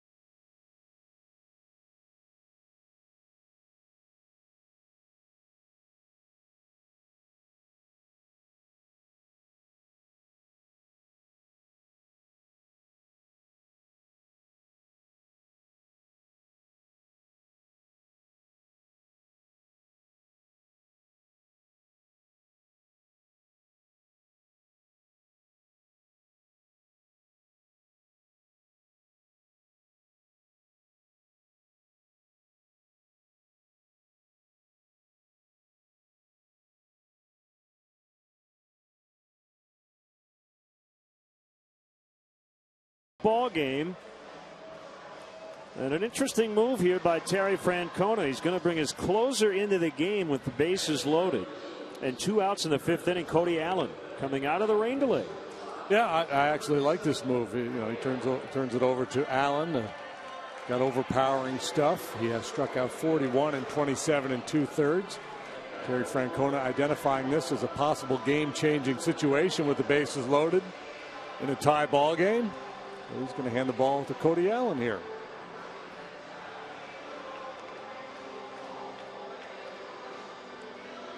So 3 on with 2 outs, and it'll be Miguel Montero, the hitter. Cubs tied it up earlier this inning on a 2-run homer from Kyle Schwarber.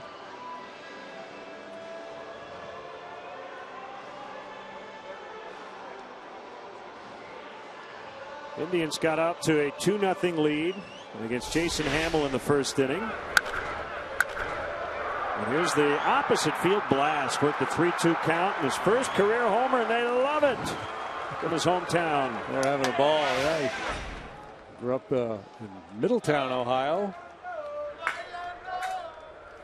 A lot of family and friends on hand. 4 hits in the ball game last night for Schwarber. First big league home run here tonight. And now a chance for Montero to give the Cubs the lead. Well, mid to upper 90s fastball for Allen. Hard curveball. Those are his go-to pitches. Travis Wood warming up in the Cubs bullpen.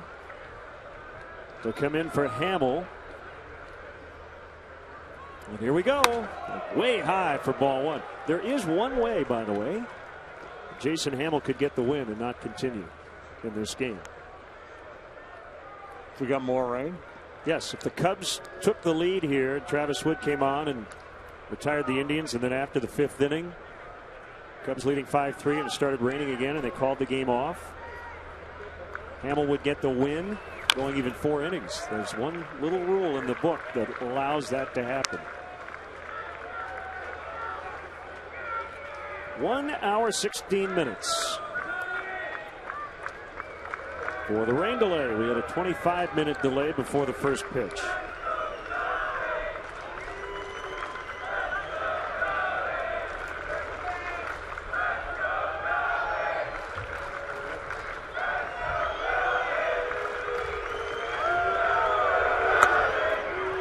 Close but missed.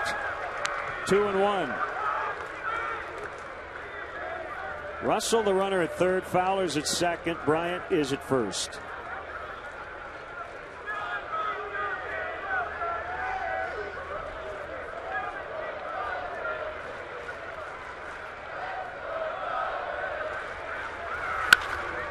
High drive out in the left, and Allen is going to get out of this inning as Brantley makes the catch. 3-3 in the 5th.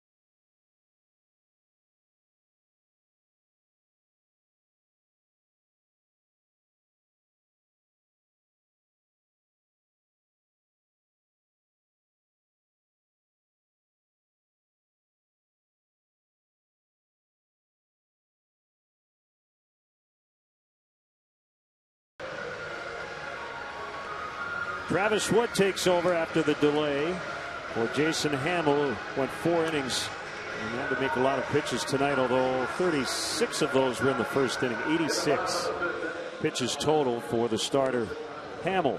And no chance to come back after that long delay. So Hamill 4 innings, 3 hits, 3 runs, 2 earned tonight. A couple of walks, 6 strikeouts. Travis Wood 3 and 2 with a 4.72. Hasn't been out there in a while, so well rested and ready to go is Travis Wood.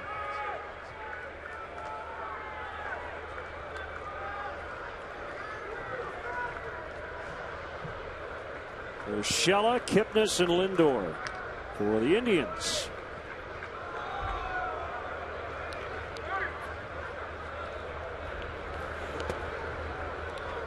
In the dirt, ball 1.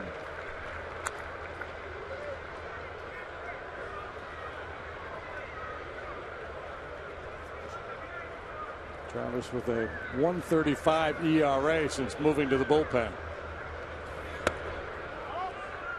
Fastball is low. 2 balls, no strikes. They're throwing a lot of fastballs. We've seen the velocity tick up a little bit since moving to the bullpen.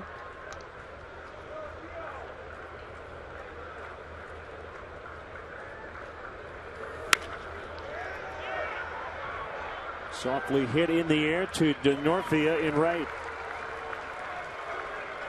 Join the Cubs for the 2015 Youth Baseball and Softball Appreciation Night as they take on the Dodgers Wednesday, June 24th at 7:05. Tickets will be available in a special section. Each attendee receives a special Cubs rope twist necklace. For more information, visit Cubs.com/special events. Here's Kipnis. 2 walks and a run. Elsewhere, A-Rod with 2 hits tonight. And the Yankees lead Miami 9-3 in the top of the 9th. A-Rod now 2,999 career hits.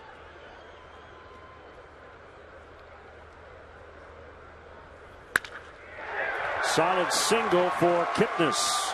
Couple of hitting streaks extended.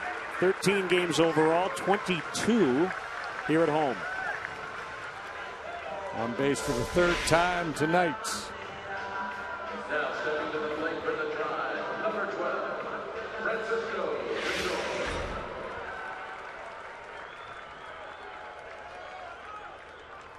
Kipnis a threat to run, probably less so with the lefty Wood on the mound. Lefty who's really quick to home plate too.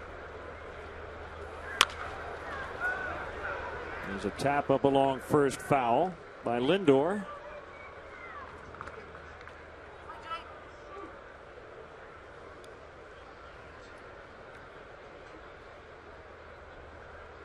I always think it favors the pitchers, whether it's the starters or the guys that come in out of the bullpen in a situation like this after a lengthy delay. I think the position players just have a difficult time getting back into the flow.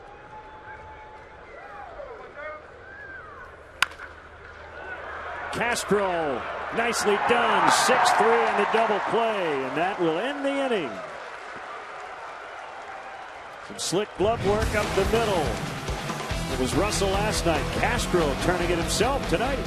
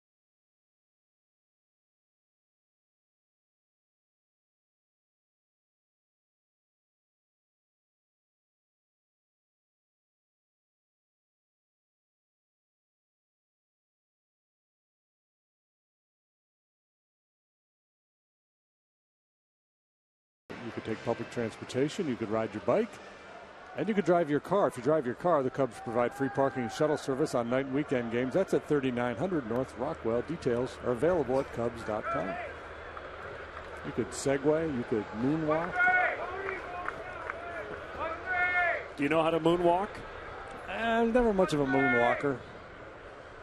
Allen to Castro, and it's outside.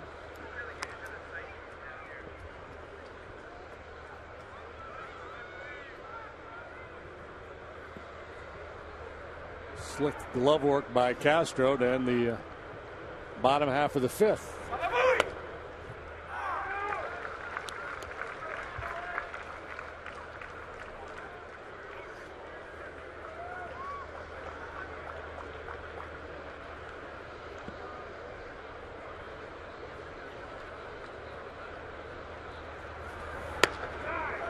Good breaking ball over for strike. Bryce Harper had to leave the Nationals game tonight against Tampa Bay. It was while making a throw, he took an awkward spill toward right and through for a base hit. Apparently injured his left leg.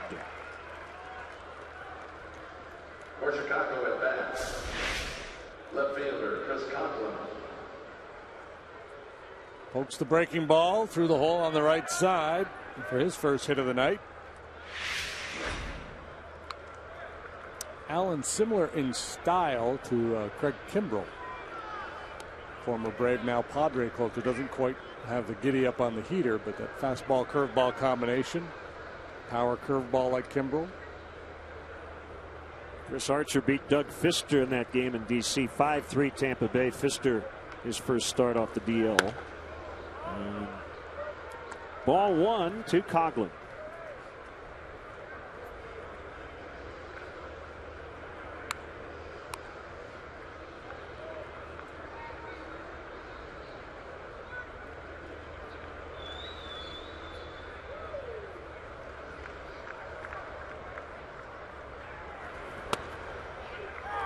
Last night it was Coghlan getting on ahead of Castro. Well, he's batting behind him this evening.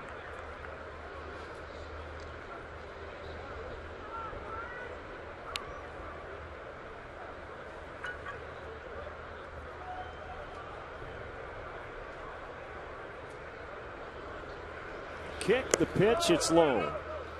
Yeah, you know, and Terry Francona using Allen in this situation, as you know, it's unconventional.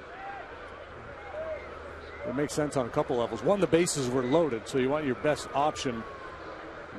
It's probably part of the thinking. And then the other part of it, too, is what I said about it seems like in games like this, hard to generate any kind of an offense. So if Montero hits one in the gap there and 2 or 3 runs scored, in Terry's mind, probably game over.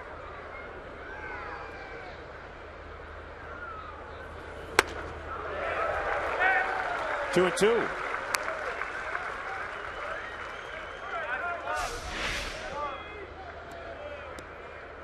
Allen, like just about everybody in that Indian bullpen, worked in the ball game last night.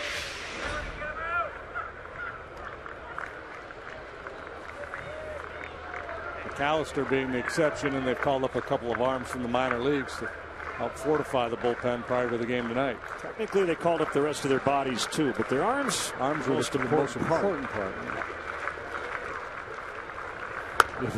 We do reduce guys, right? He's an arm, or they're looking for a bat at the trade deadline. We need an arm, we need a bat.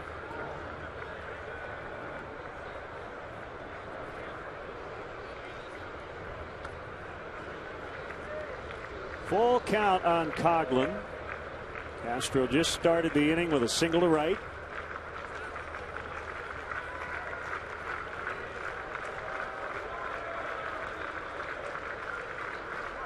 I guess if you called up a base stealer, you could say we need some legs, but you never hear that. We need some wheels. Strike 3 called. And Coghlan is out. Coghlan not happy with the call. Looked like a pretty good pitch. We'll take a look at our Honda pitch tracks. Yeah, it was a strike.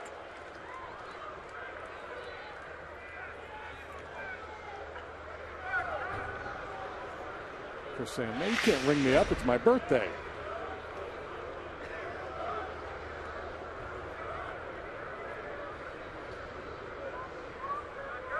Denorfia 0 for 2.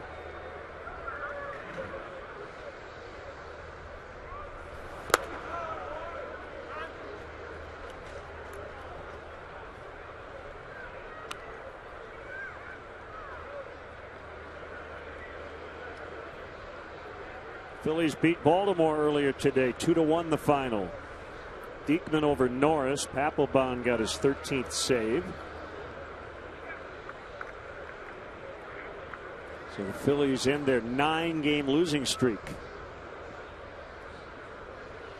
Apparently somebody emptied Cole Hamels' locker, took his nameplate off his locker and the whole deal to make it look like he had been traded. Just kind of as a prank. Got a little hamstring problem. Will miss a start.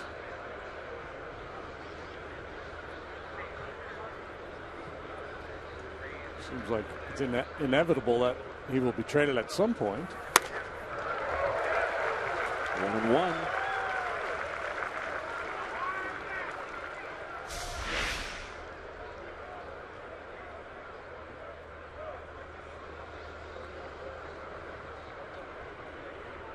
The Phillies had lost 19 of their previous 22.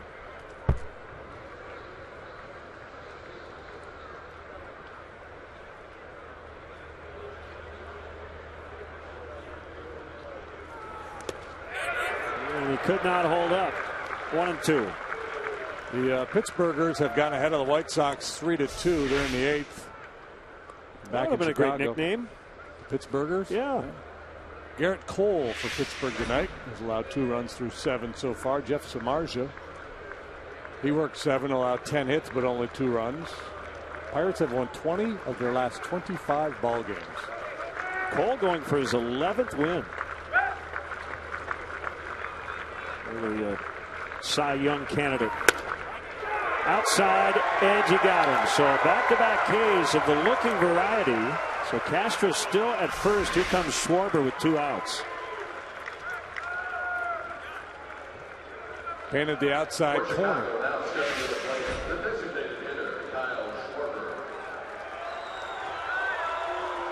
Time for a T-Mobile game changer. Kyle Schwarber last night in his first career start had 4 hits, including a triple. Scored 3 runs tonight. He's 2 for 2. Yeah, okay. Second big league, their third big league game, and he's inducing meetings at the mound already. And there's his first major league home run. And we're just talking about his opposite field power, and he displayed it.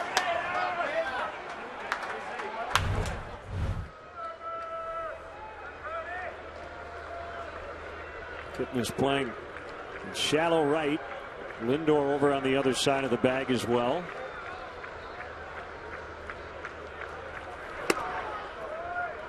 And inside on a fastball.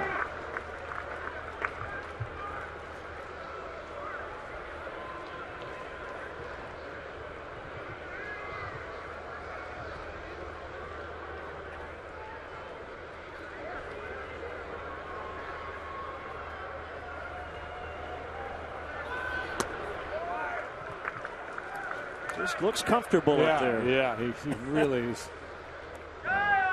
Some guys just see the ball better, identify balls more quickly than other hitters. That's a big part of it. Is he's so quick. He's got a short stroke. He's quick to the ball. Doesn't have to take a big load because he's so strong.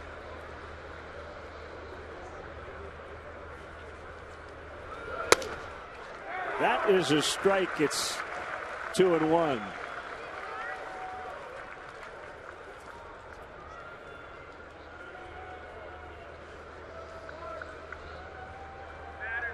Yeah, this will not end up being a save chance for Mr. Allen. 14 out of 15, but it's kind of a modified save in that he got out of that bases loaded situation as the game resumed.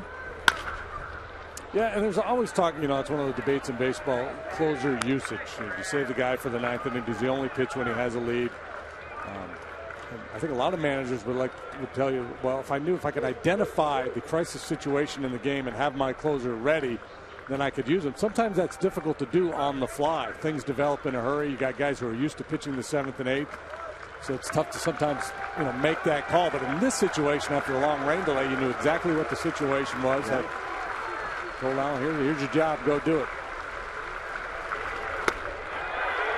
Allen catches Coghlan, Denorfia, and Schwarber looking to end the inning.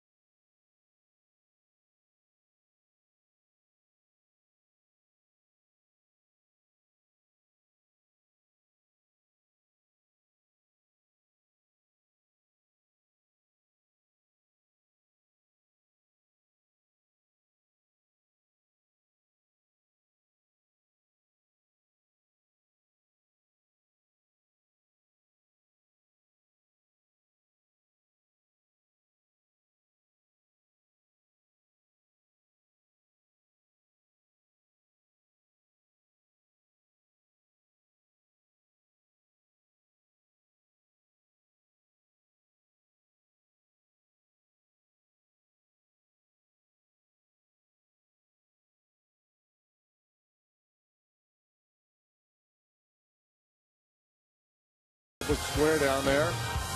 It's a good place to hang out, have a burger.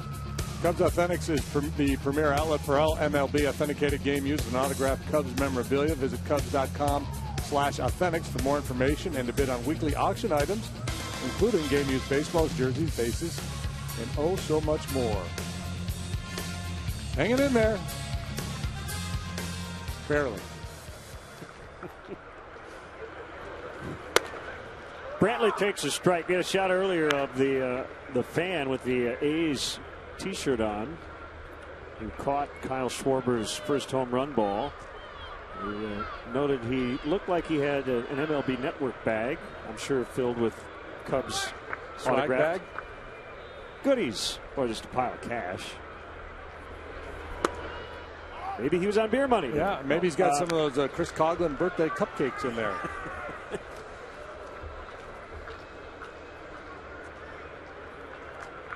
Put your hands there, son.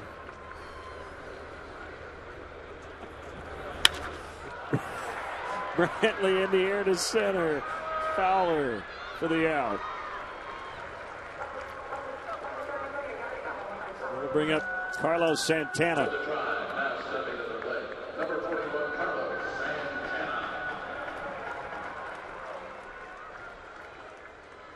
A lot of left-handed bats in this lineup tonight, with Jason Hamill getting the start. Left-handed bats and switch hitter, so Travis Wood a good guy to bring out of the bullpen.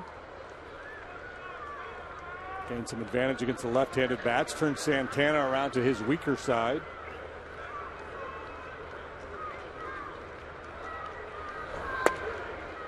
Curve at 68 is in there for a strike.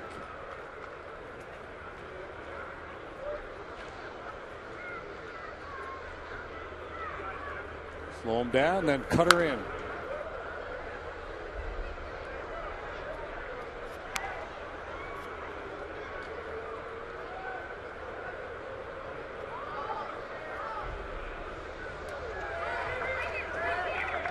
Zach McAllister, the one guy who did not work in the ball game last night for Terry Francona.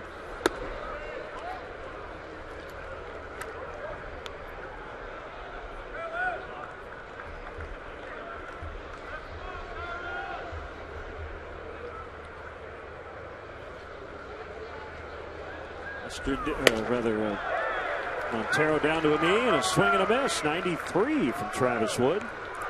Yeah, that's what I was talking about with this move to the bullpen. You know, just air it out, let it go. You know, you're not going to pitch many innings. This is his second inning of work here tonight.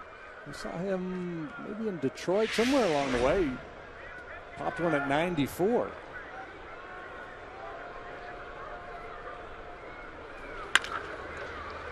Bounce to Russell. Any other comments on this young man? Don't be fresh out there, son.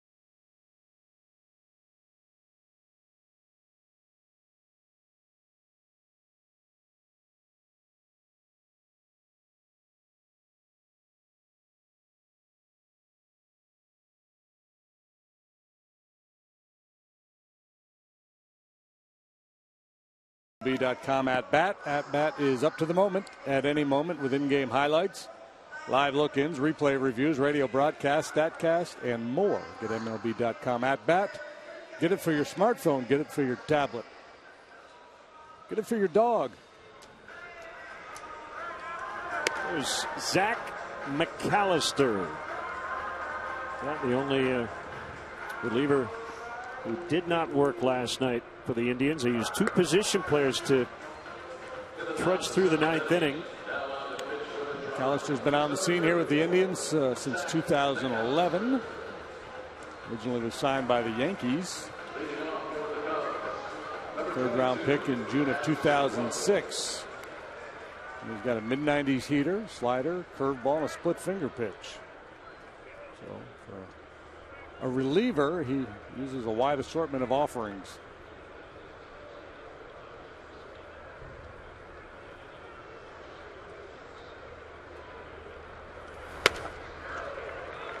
Blew that one right past Russell.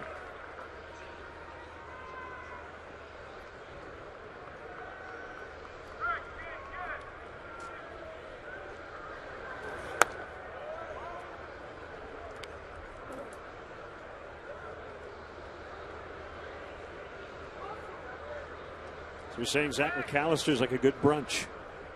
A lot of things to choose from. Get an omelet, and get a waffle. A little shrimp cocktail, maybe. Mm-hmm.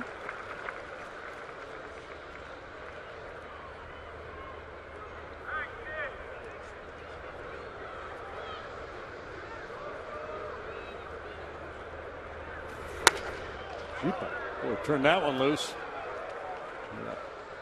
Leather pop at 97. He earned a little Cholula hot sauce.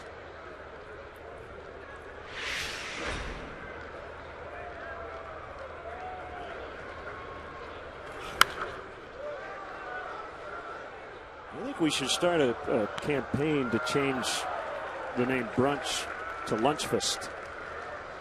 I think it prioritizes the lunch part of it. Yeah. If you have more lunch fare, it would be Lunchfest. Probably won't catch on with it. Brunch actually is shorter, so never mind. What was the guy from the office, Kevin? He always talking about first dinner, second lunch. One away. Here's Fowler. 4 straight strikeouts for Indians pitching. All looking. These last 4.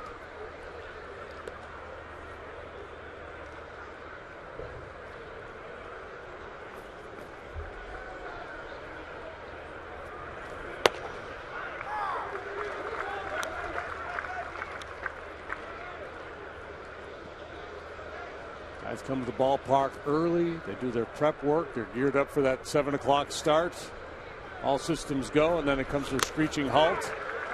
Tough to hit the reset button.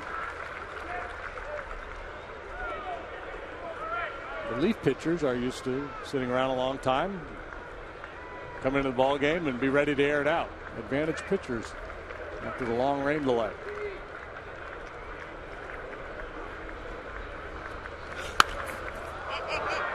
Foul pop up, and there will be no play for Gomes.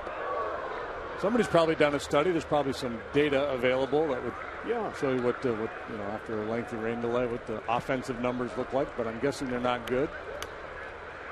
Joe Madden, being as creative as he is, he'll probably come up with some way to try to combat that.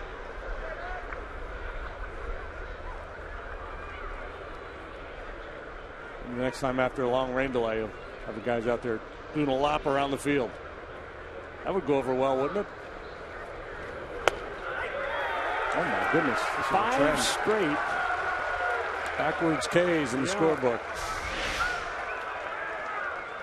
And you might think, well, the umpire's just gotten a huge zone. It really hasn't. That one's borderline, maybe a little bit off the outside corner, but it's not like he's just calling everything a strike here all of a sudden. Quality pitches being made by first Allen and now McAllister. As Rizzo steps in, Daniel on Twitter says, not fair. You can't use the whole word lunch, but less than half of breakfast. And Brian says, can we call the meal between lunch and dinner Dunch? How about Linner? I didn't realize there was a meal between if lunch you and dinner. chose one. Here's Justin Grimm.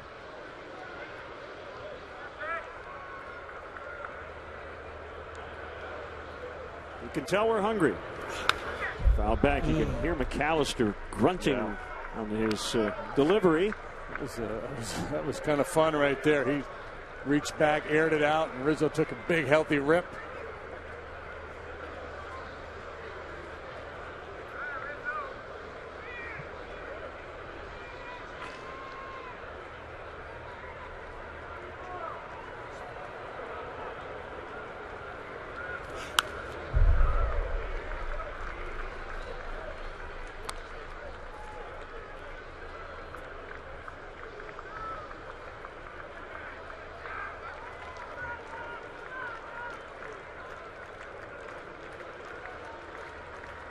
One and two on Rizzo. 3-3 tie. We're in the 7th.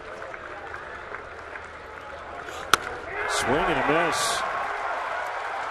So McAllister strikes out the side in the 7th.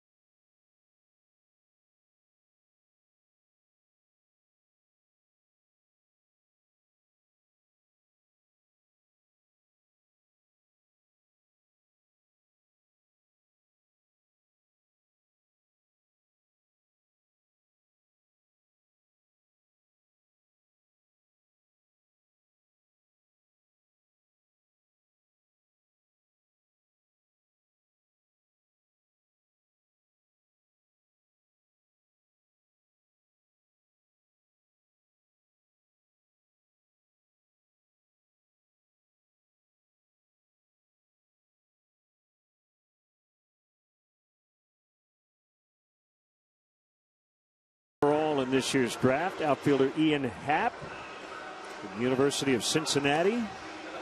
We'll see what he did in college. 20 years old. The Cubs have now signed 10 of their selections in this year's draft. He's a switch hitter. 6 feet 205. Played infield and outfield, and the stuff I've read on him says he likely would settle at second base. We'll see. Obviously could swing that stick, and it's got to be an exciting time for him to come into this organization with so much young talent, and young talent that's gotten to the big leagues here at a tender age.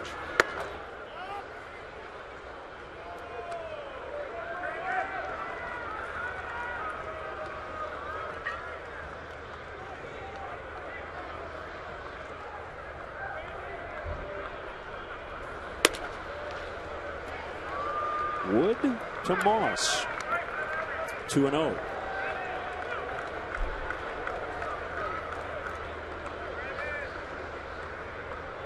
Moss hangs in well against left-handed pitching. He's hitting .284 against southpaws.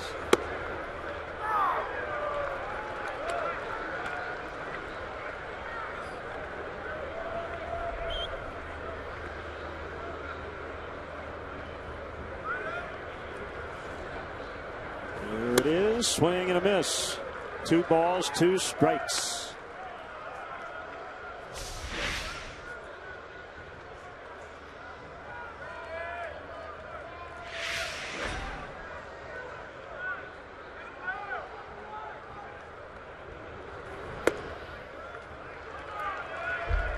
He's run it full. Not much happening since we resumed. Each team with 1 hit, Castro and Kipnis.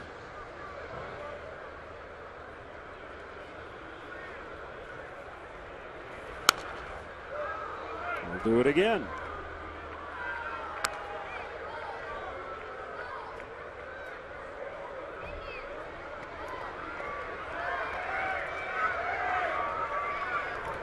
I've seen a lot of Moss. He spent some time with Pittsburgh and was with the A's most recently before joining Cleveland. Most lefty power guys are better down than up. Like the ball down and in is kind of their spot, and most of them have a hole up and in.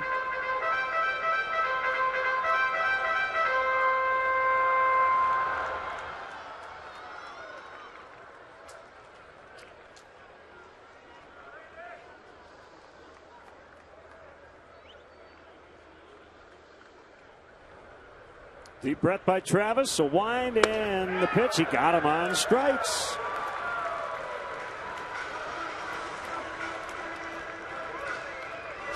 And a lot of frozen bats here these last 2 innings on both sides. Cut fastball. Finishes off Moss.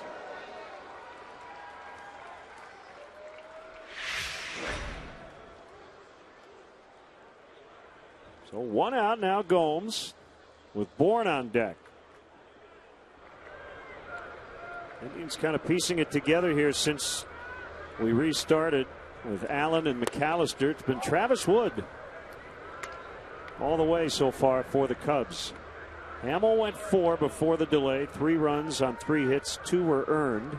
He walked 2, struck out 6. Salazar 4 2/3 for the Indians. That ball lined in the left. Coghlan will play it on a bounce. Yan Gomes is aboard.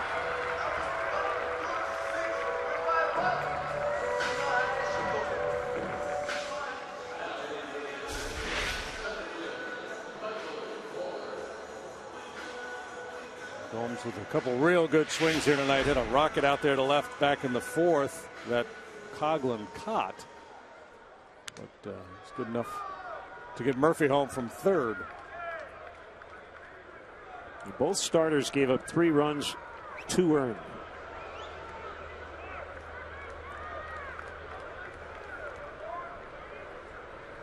So here's Bourne.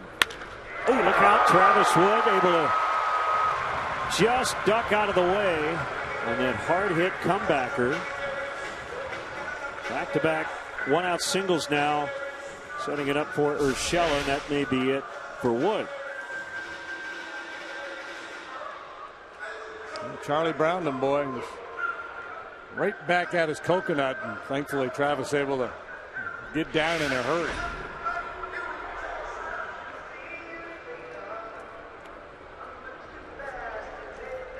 It's a Weber's Sauces and Seasonings call to the pen. Why grill with anything else?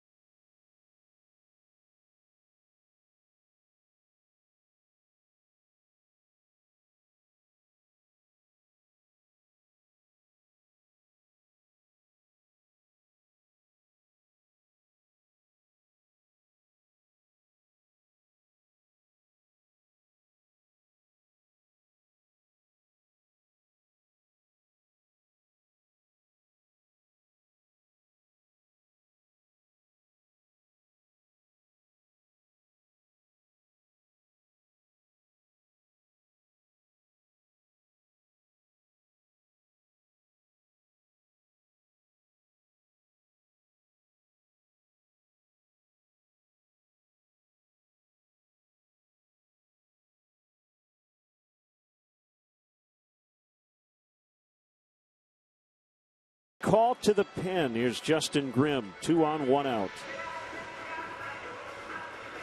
Justin on for the 19th time, and the numbers are really good. Strikeout rate is outstanding. 23 punch-outs in 15 innings. He's allowed just 1 long ball. It was a costly one. Wilson Ramos, I think, of the Nationals. Proved to be a game winner. Was the one to right. Yep. But very dependable work from Justin Grimm. Joe Madden feels very comfortable handing him the ball.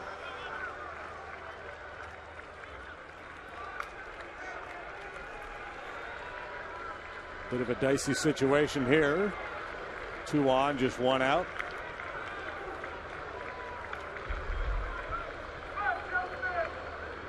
Righty versus righty. Grimm against Urshela.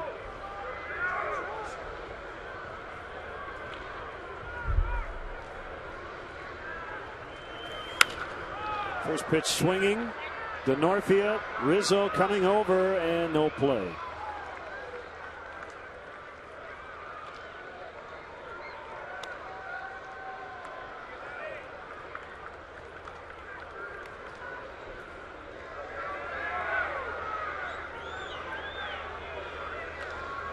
Paid crowd 15,891.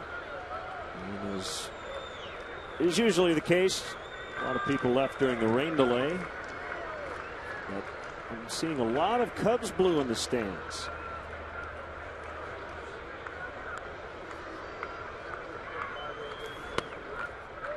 Over but low at 96. Indians averaging 16,750 here at home. That's the second lowest attendance in Major League Baseball. Better only than Tampa. Yeah, they have struggled here for years in terms of their attendance. Going back 15 years or so, they were selling out every night. Line into left center for a base hit. Here comes a throw toward the plate. Bryant, the relay late. Gomes just got in ahead of the tag by Montero, and it's 4-3.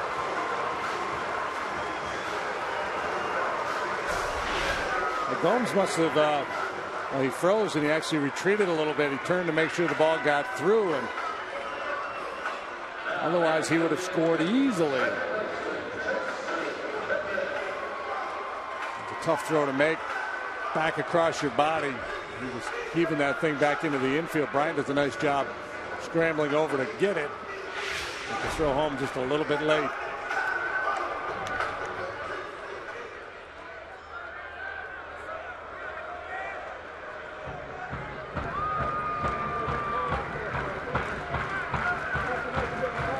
Indians back in the lead. Kipnis takes ball one. 3 straight hits.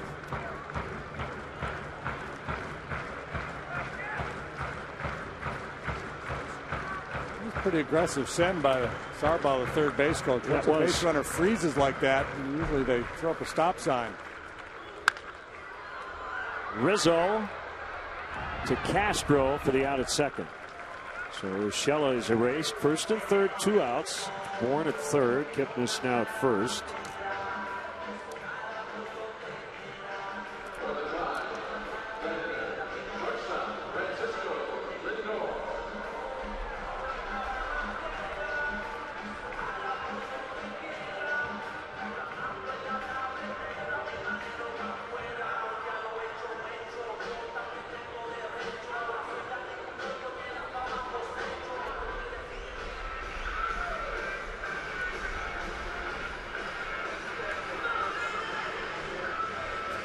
Weber sauces and seasonings called to the pin. 4-3 Cleveland.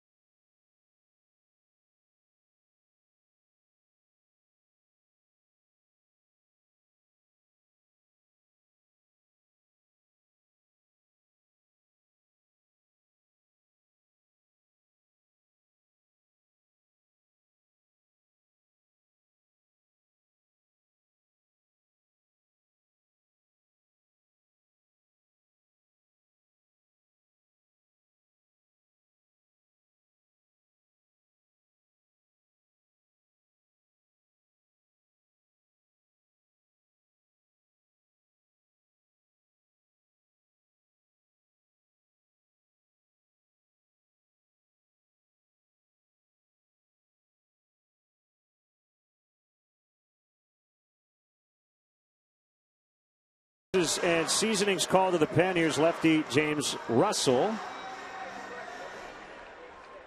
22nd appearance for Russell, the finesse lefty. Fastball in the high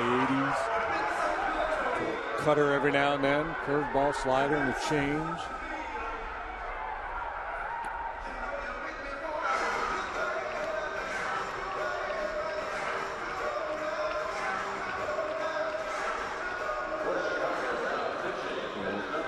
It'll be Lindor batting right-handed, switch hitter. Yeah, and the other thing it does too, it puts a lefty on the mound with his first and third situation with 2 outs, and you have a speed guy, Michael Bourne, down there at third base. Makes it a little more difficult for the Indians to get a little creative here. Say Lindor falls down on the count, a couple strikes.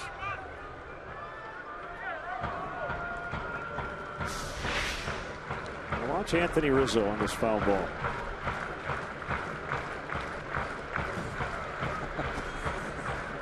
Try to take that kid's bag of peanuts. Teaching him a lesson. Son, always guard your peanuts.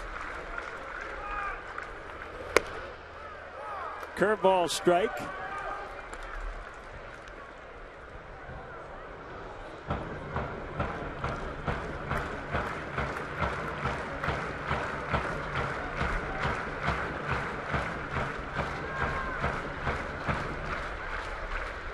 The 0-1 on the way. Now 0-2.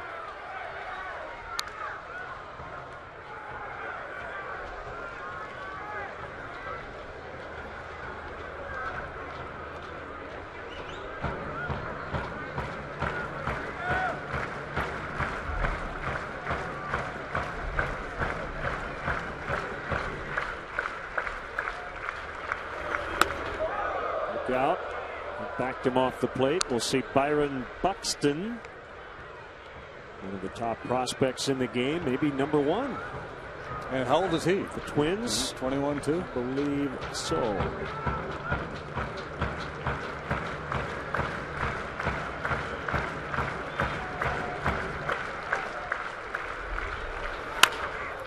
Bounce to third, backhanded play. Bryant. Lindor runs well, but he gets him by a step. Indians retake the lead 4-3 after 7.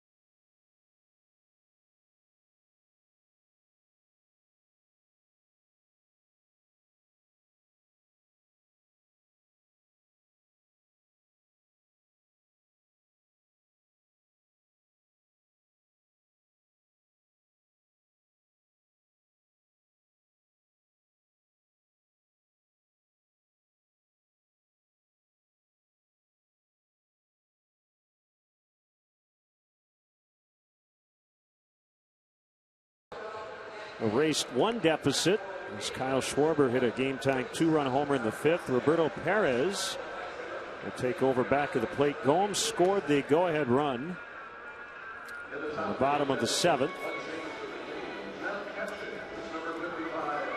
He's now out of the game.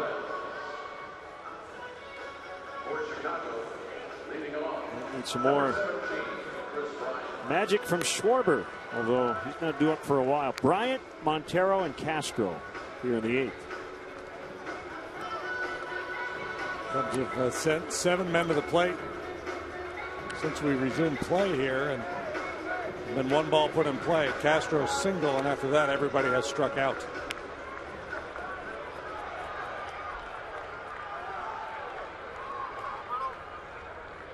It has lightly started to rain again. Oh, check that. Montero flew to left when we resumed with the bases loaded and 2 outs in the 5th. So he flew to left, Castro singled, and then 6 consecutive strikeouts. Good fastball at 95.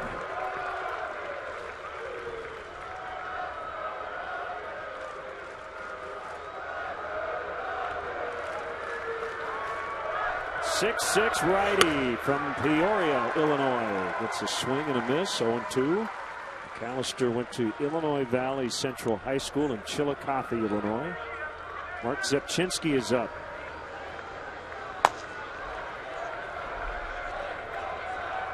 McAllister debuted at this level in 2011 with the Indians. Drafted by the Yankees.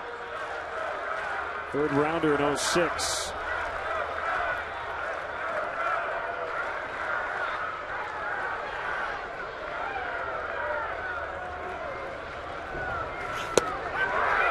He got him.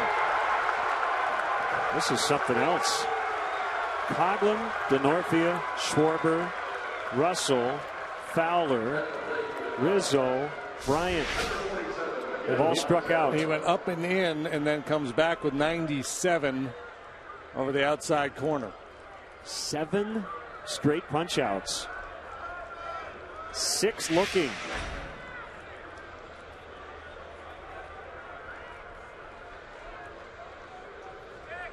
Montero. Yeah, and for the most part, they've been just nasty pitches.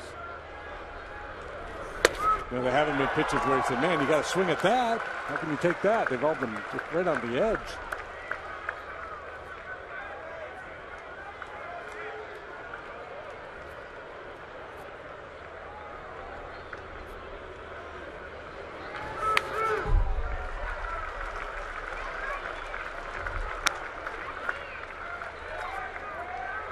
Pedro Strop is up. And the Cubs bullpen.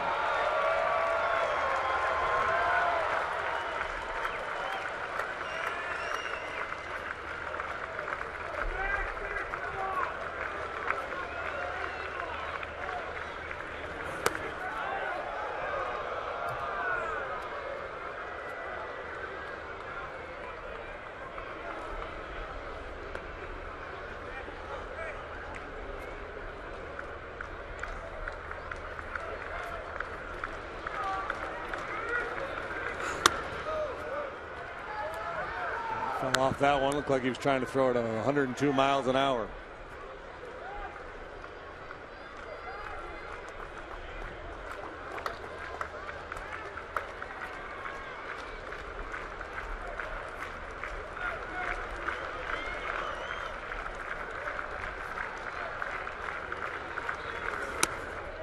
Three and two. Cubs a season best. 7 games over 500. We need a late comeback to get it to 8 tonight.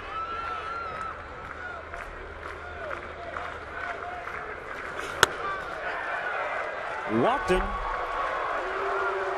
And just couldn't make the adjustment. Just started flying open and firing fastballs high and away to Montero.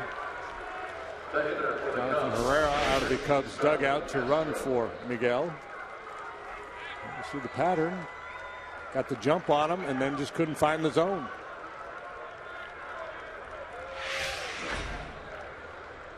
Running for it, Montero, first base, number 19, Herrera.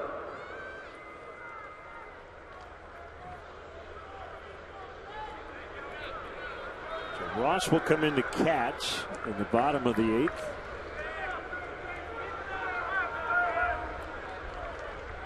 Here's Castro.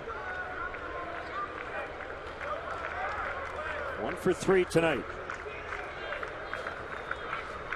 With the pinch runner in the game, McAllister wants to check on him.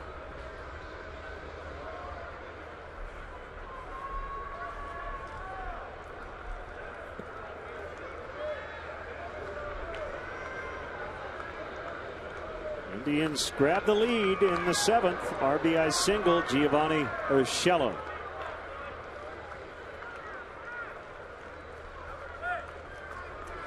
Yan Gomes, the starting catcher, throws quite well, as does Perez, who's in there now, the backup.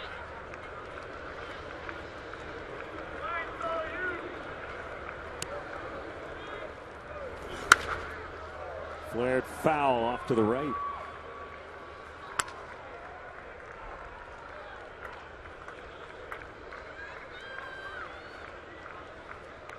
Ryan Shaw has joined Zepchinski. It's over in Chicago. 3-2 Pirates over the White Sox. Garrett Cole 11-2. 8 in a row for the Pirates. So they're now 4 back. That's a strike. White Sox have lost 7 straight. Pittsburgh 21-5 now in the last 26 ball games. An ERA in the 1.8 something range in that stretch. It's been unbelievable. Cole 178 for the season.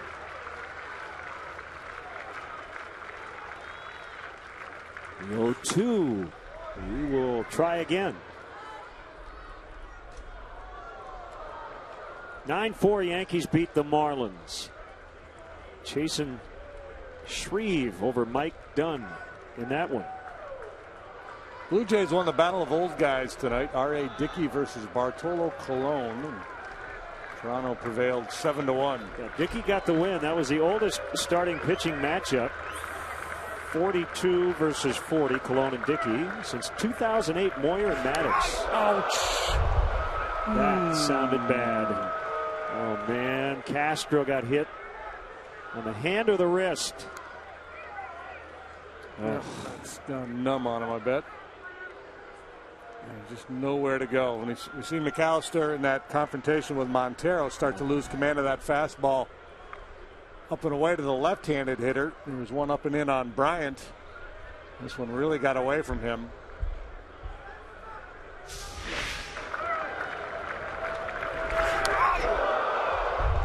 Maybe a little higher on the arm than I first thought, which would be a good thing. More of a glancing blows. Yeah, the hand, but he got the hand off the bat, which I think helps a little bit. It's amazing, isn't it, that a guy with that little time can take his hand off the bat, and he's going to stay in the game. It's great news.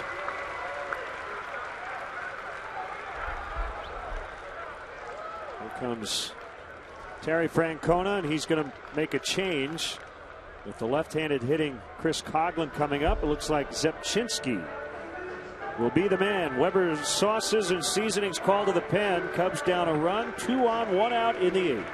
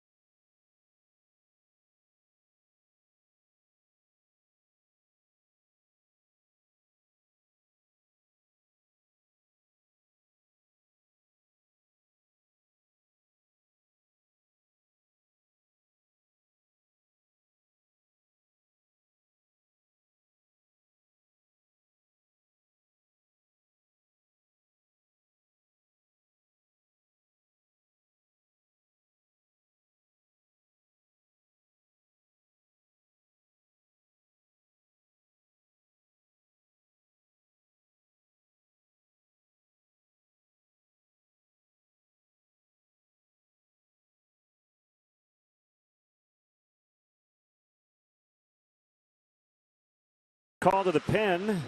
Mark Zepchinski has been a busy man this week. We've seen him in all 3 games. That usually works often, but typically doesn't work a lot when called upon. Note the 32 games pitched with 15 2/3 innings of work. He's striking out a bunch of guys, 19 punch-outs. Really tough on left-handed hitters. A sinker, slider, changeup. So high number of outs on the ground. David Ross is going to take this at bat for Chris Coghlan.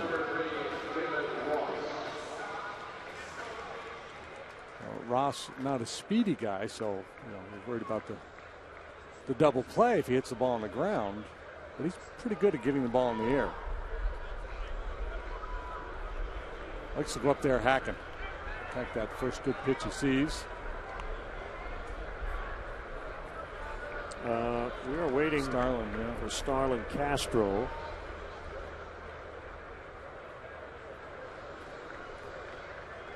And here he comes. Hit by that pitch.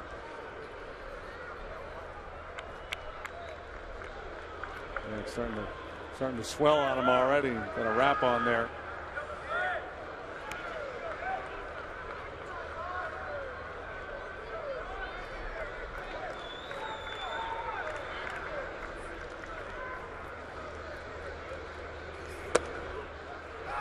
It's a strike.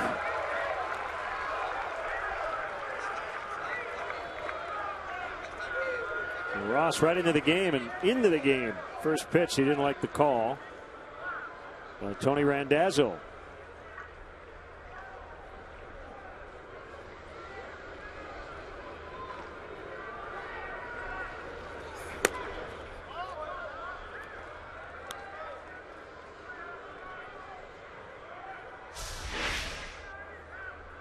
First one certainly borderline, as was the second one. So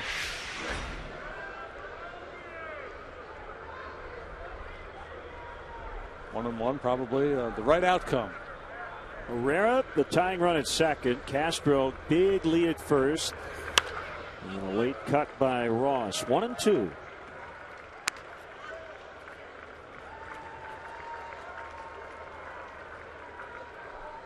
Yeah, and I think that's part of David's strategy in this at-bat, to let the ball get a little deeper, try to stay inside and shoot it the other way. The last thing he wants to do is roll over, get out in front of one, roll over, and hit a ground ball to the left side and set them up for an easy double play.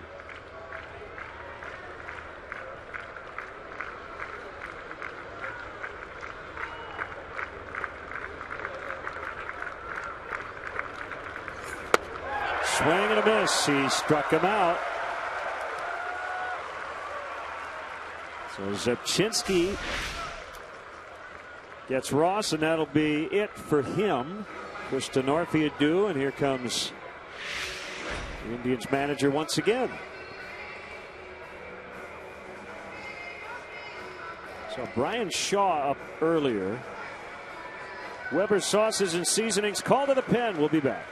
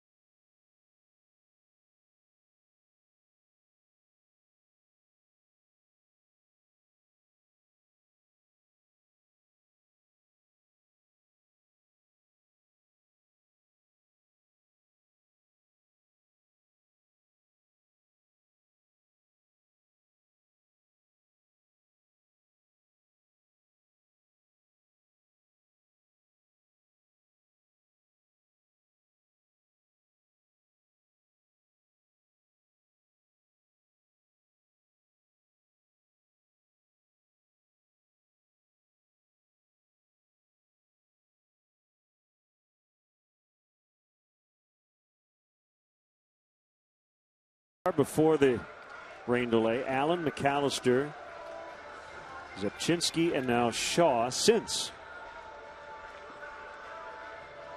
Shaw throws a little bit across his body.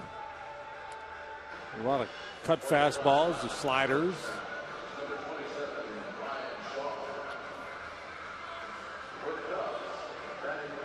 This is his third year with the Indians after debuting with the Diamondbacks in 2011.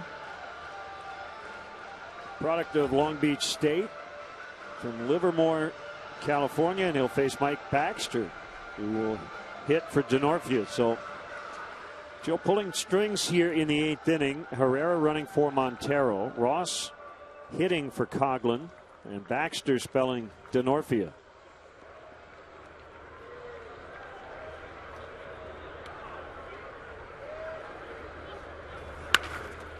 On the ground to the second baseman, Kipnis. He'll take the short throw. That's Lindor at second. The Cubs stranded 2 on no hits, a walk, and a hit batter.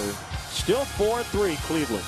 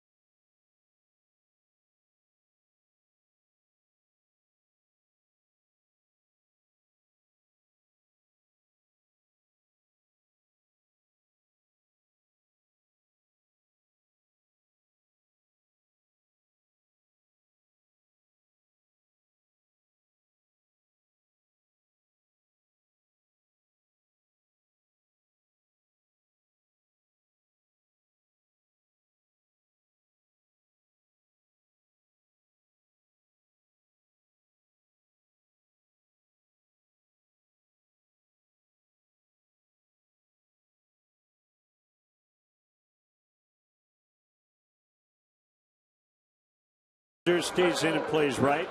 Chris Bryant goes from third to left. Herrera now playing third.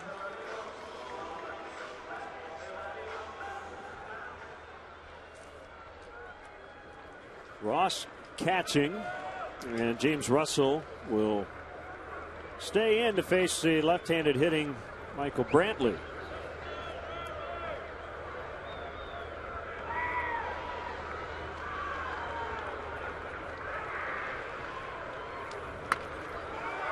Good bunt. Herrera has no play. Makes the throw, but Brantley was already a step beyond the bag when it got there.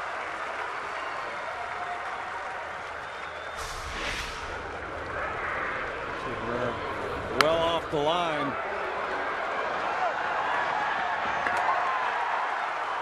Brantley took advantage. Definitely a threat to steal.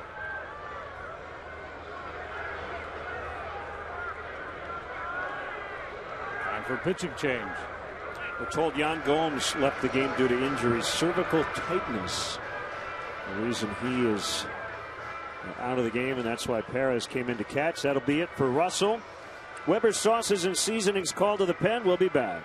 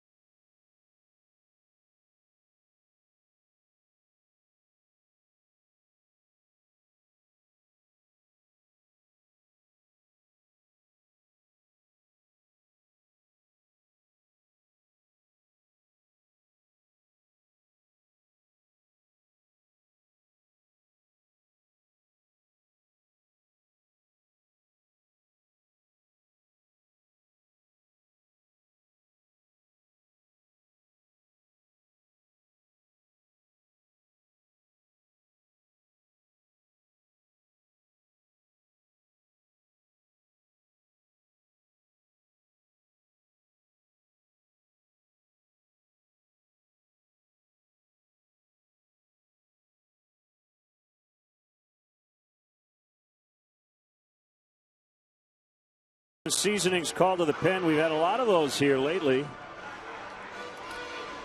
Yeah, nobody's going to accuse these managers of not pushing all the buttons tonight, man. They've been wheeling and dealing.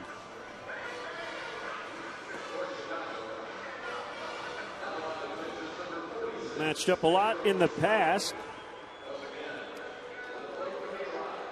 Not been Francona. Going back to the Rays and Red Sox days. That lady's still dancing. The music stopped 20 seconds ago. Good for her. Yep. Dance like nobody's watching. It's part of Satchel Paige's philosophy of life. This is Santana's better side.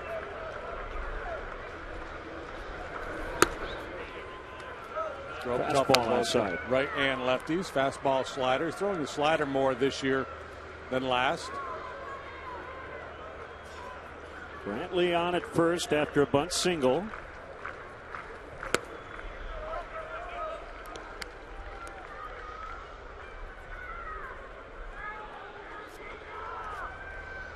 Pedro likes to use that quick pitch delivery. Obviously, he can't do that with a man on base. That would be a balk.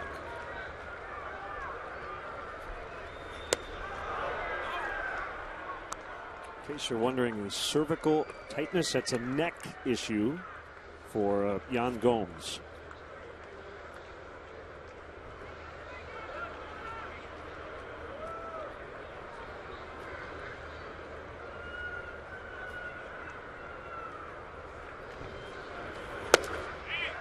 Good pitch.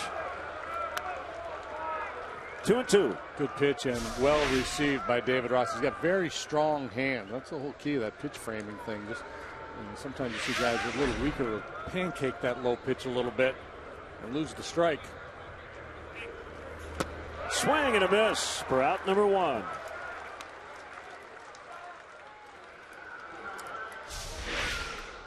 Quiet night for Santana. 0 for 4 with 3 strikeouts.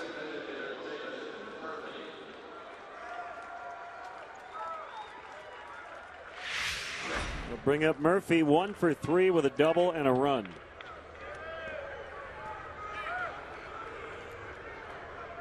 I think Brantley would be trying to steal a bag here at some point.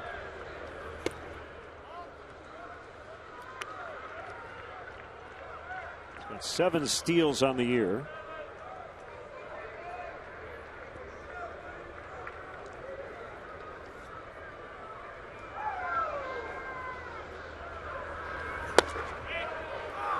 One and one.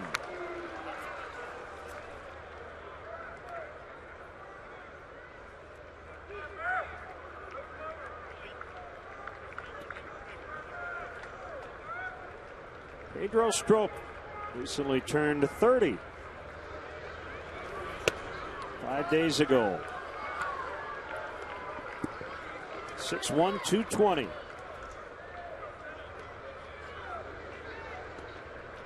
I missed that one. Had a slew of them here lately.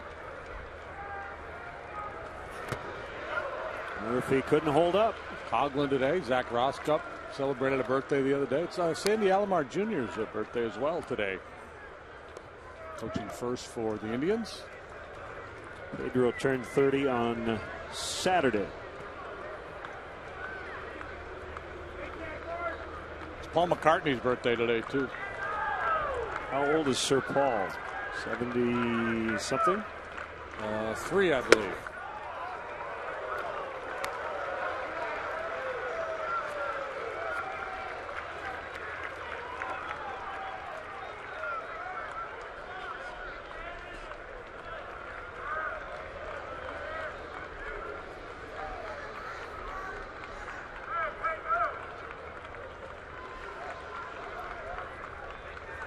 Runner goes, and Murphy hits it foul.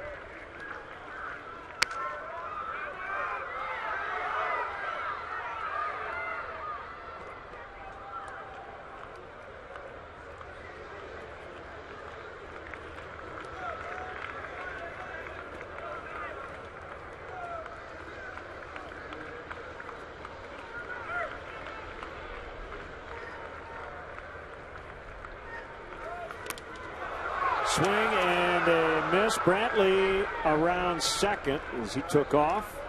So he's in scoring position with 2 outs. Batter in that spot is automatically out. Cannot advance to first. Will be a stolen base for Brantley, however.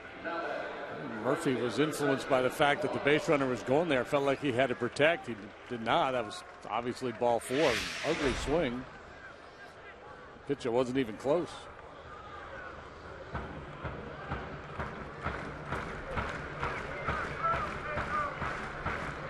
Will get the intentional walk here.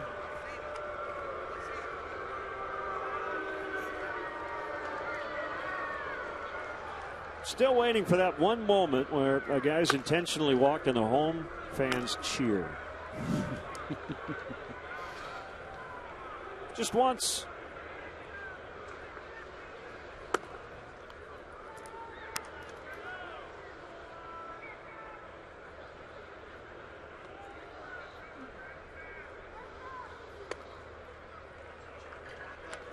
Well, pass ball factored into the scoring in the first inning. A wild pitch in the 4th inning.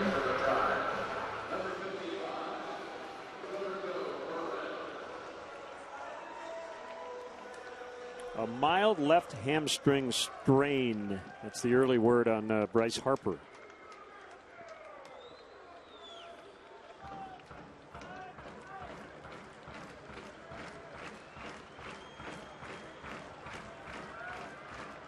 Any sort of injury to him has got to be a concern for Matt Williams. Been the best player on the planet. The pitch is ball one.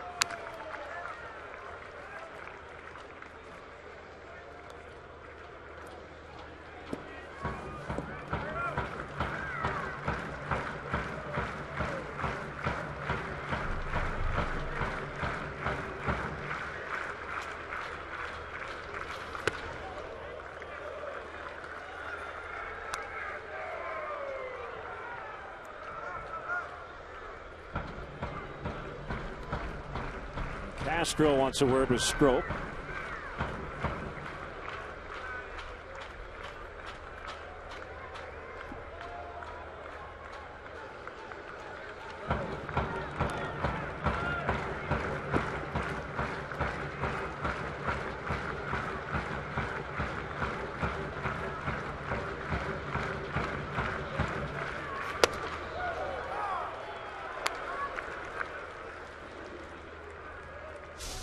Starler would make a good pitching coach. So throw him a good slider. Yeah. Stay back, keep that front side closed.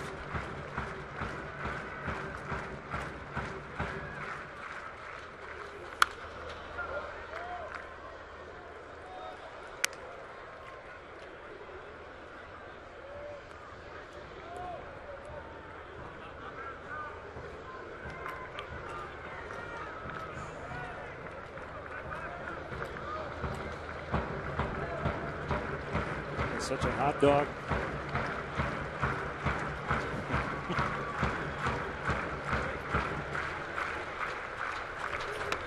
Swing and a miss to end the inning. We will go to the ninth. Last chance now for the Cubs, down a run.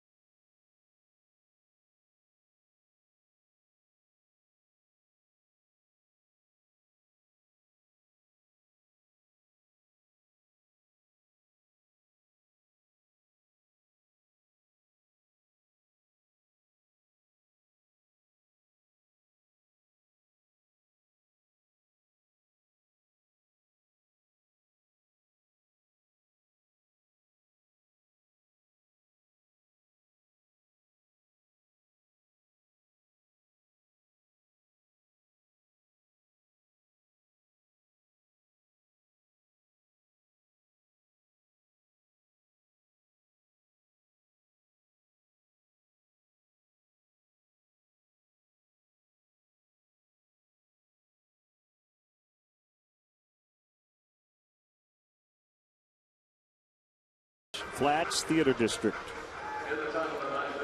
I have not been over that bridge. You need to slow down. We didn't spend enough time here in Cleveland. So before we leave, the Cubs would like to win both games here at Progressive Field. They won 17-0 last night. They're trailing here by a run 4-3 tonight. And the man of the week is Kyle Schwarber. Yeah, it's completely unfair, but don't you kind of expect him to do something dramatic the way he has started here? He's kind of set the bar awfully high for himself. Well, I know the Weiser twins, Durham and Preston, huge Cub fans in Gilbert, Arizona, watching tonight. I'd love for him to hit another one. Aggressive here against Shaw. Got the final out of the 8th. 4-3 Cleveland.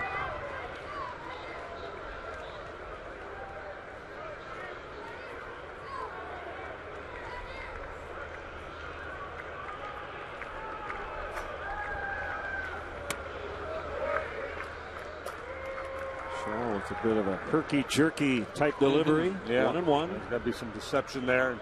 Steps across his body a little bit and then gets real good leverage on that breaking ball. Good hard on the ground, but right into the shift. That's the shortstop, Lindor. 1 out.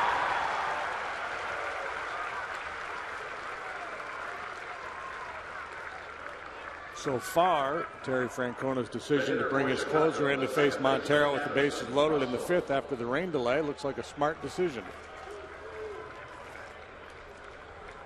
Shaw trying to get the 6th save of his major league career. This is his 278th appearance. He led the big leagues with 80 games pitched last year. Russell swings and misses on a breaker.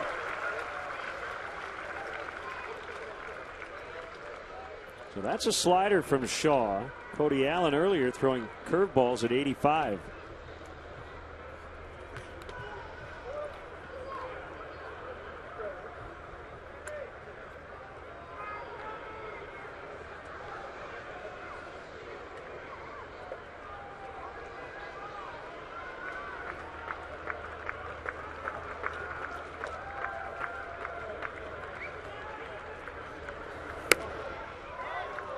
Cutter outside, 2-1.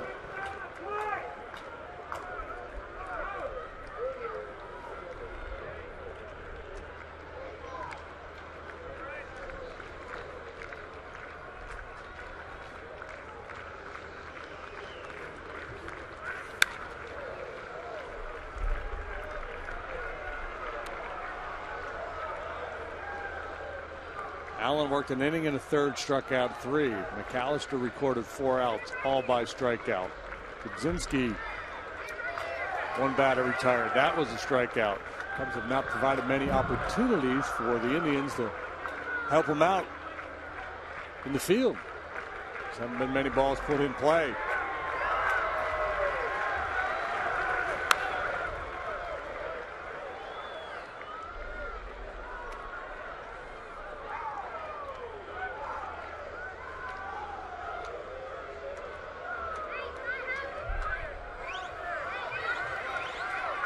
Well, the Reds got rained out tonight, so the Howlers decided to come up here to Cleveland.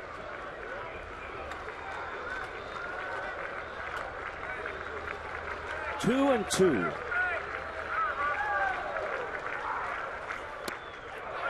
He got him. He froze him. On the slider for strike 3. 9th strikeout recorded by the Indians bullpen. That's a tough pitch, so easy to give up on that one. Well, Fowler was a hero early in the season at Colorado with a big 9th inning home run. He tries to keep this game alive. He has singled twice in 4 tries.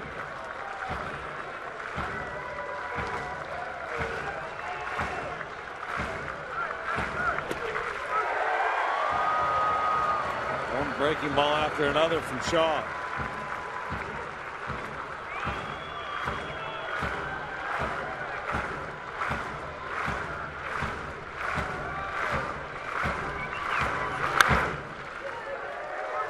Down to their final strike, 0-2.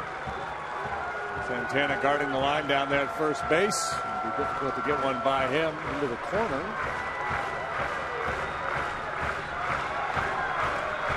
One more to go in this season series. Makeup game August 24th at Wrigley.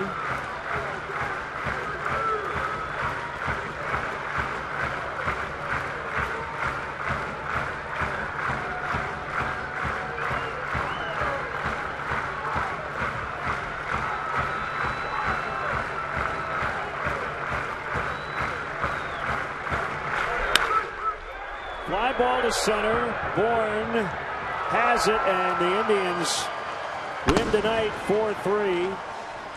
Couple of rain delays before the first pitch, and then in the 5th inning. So they take 2 of 3 this week.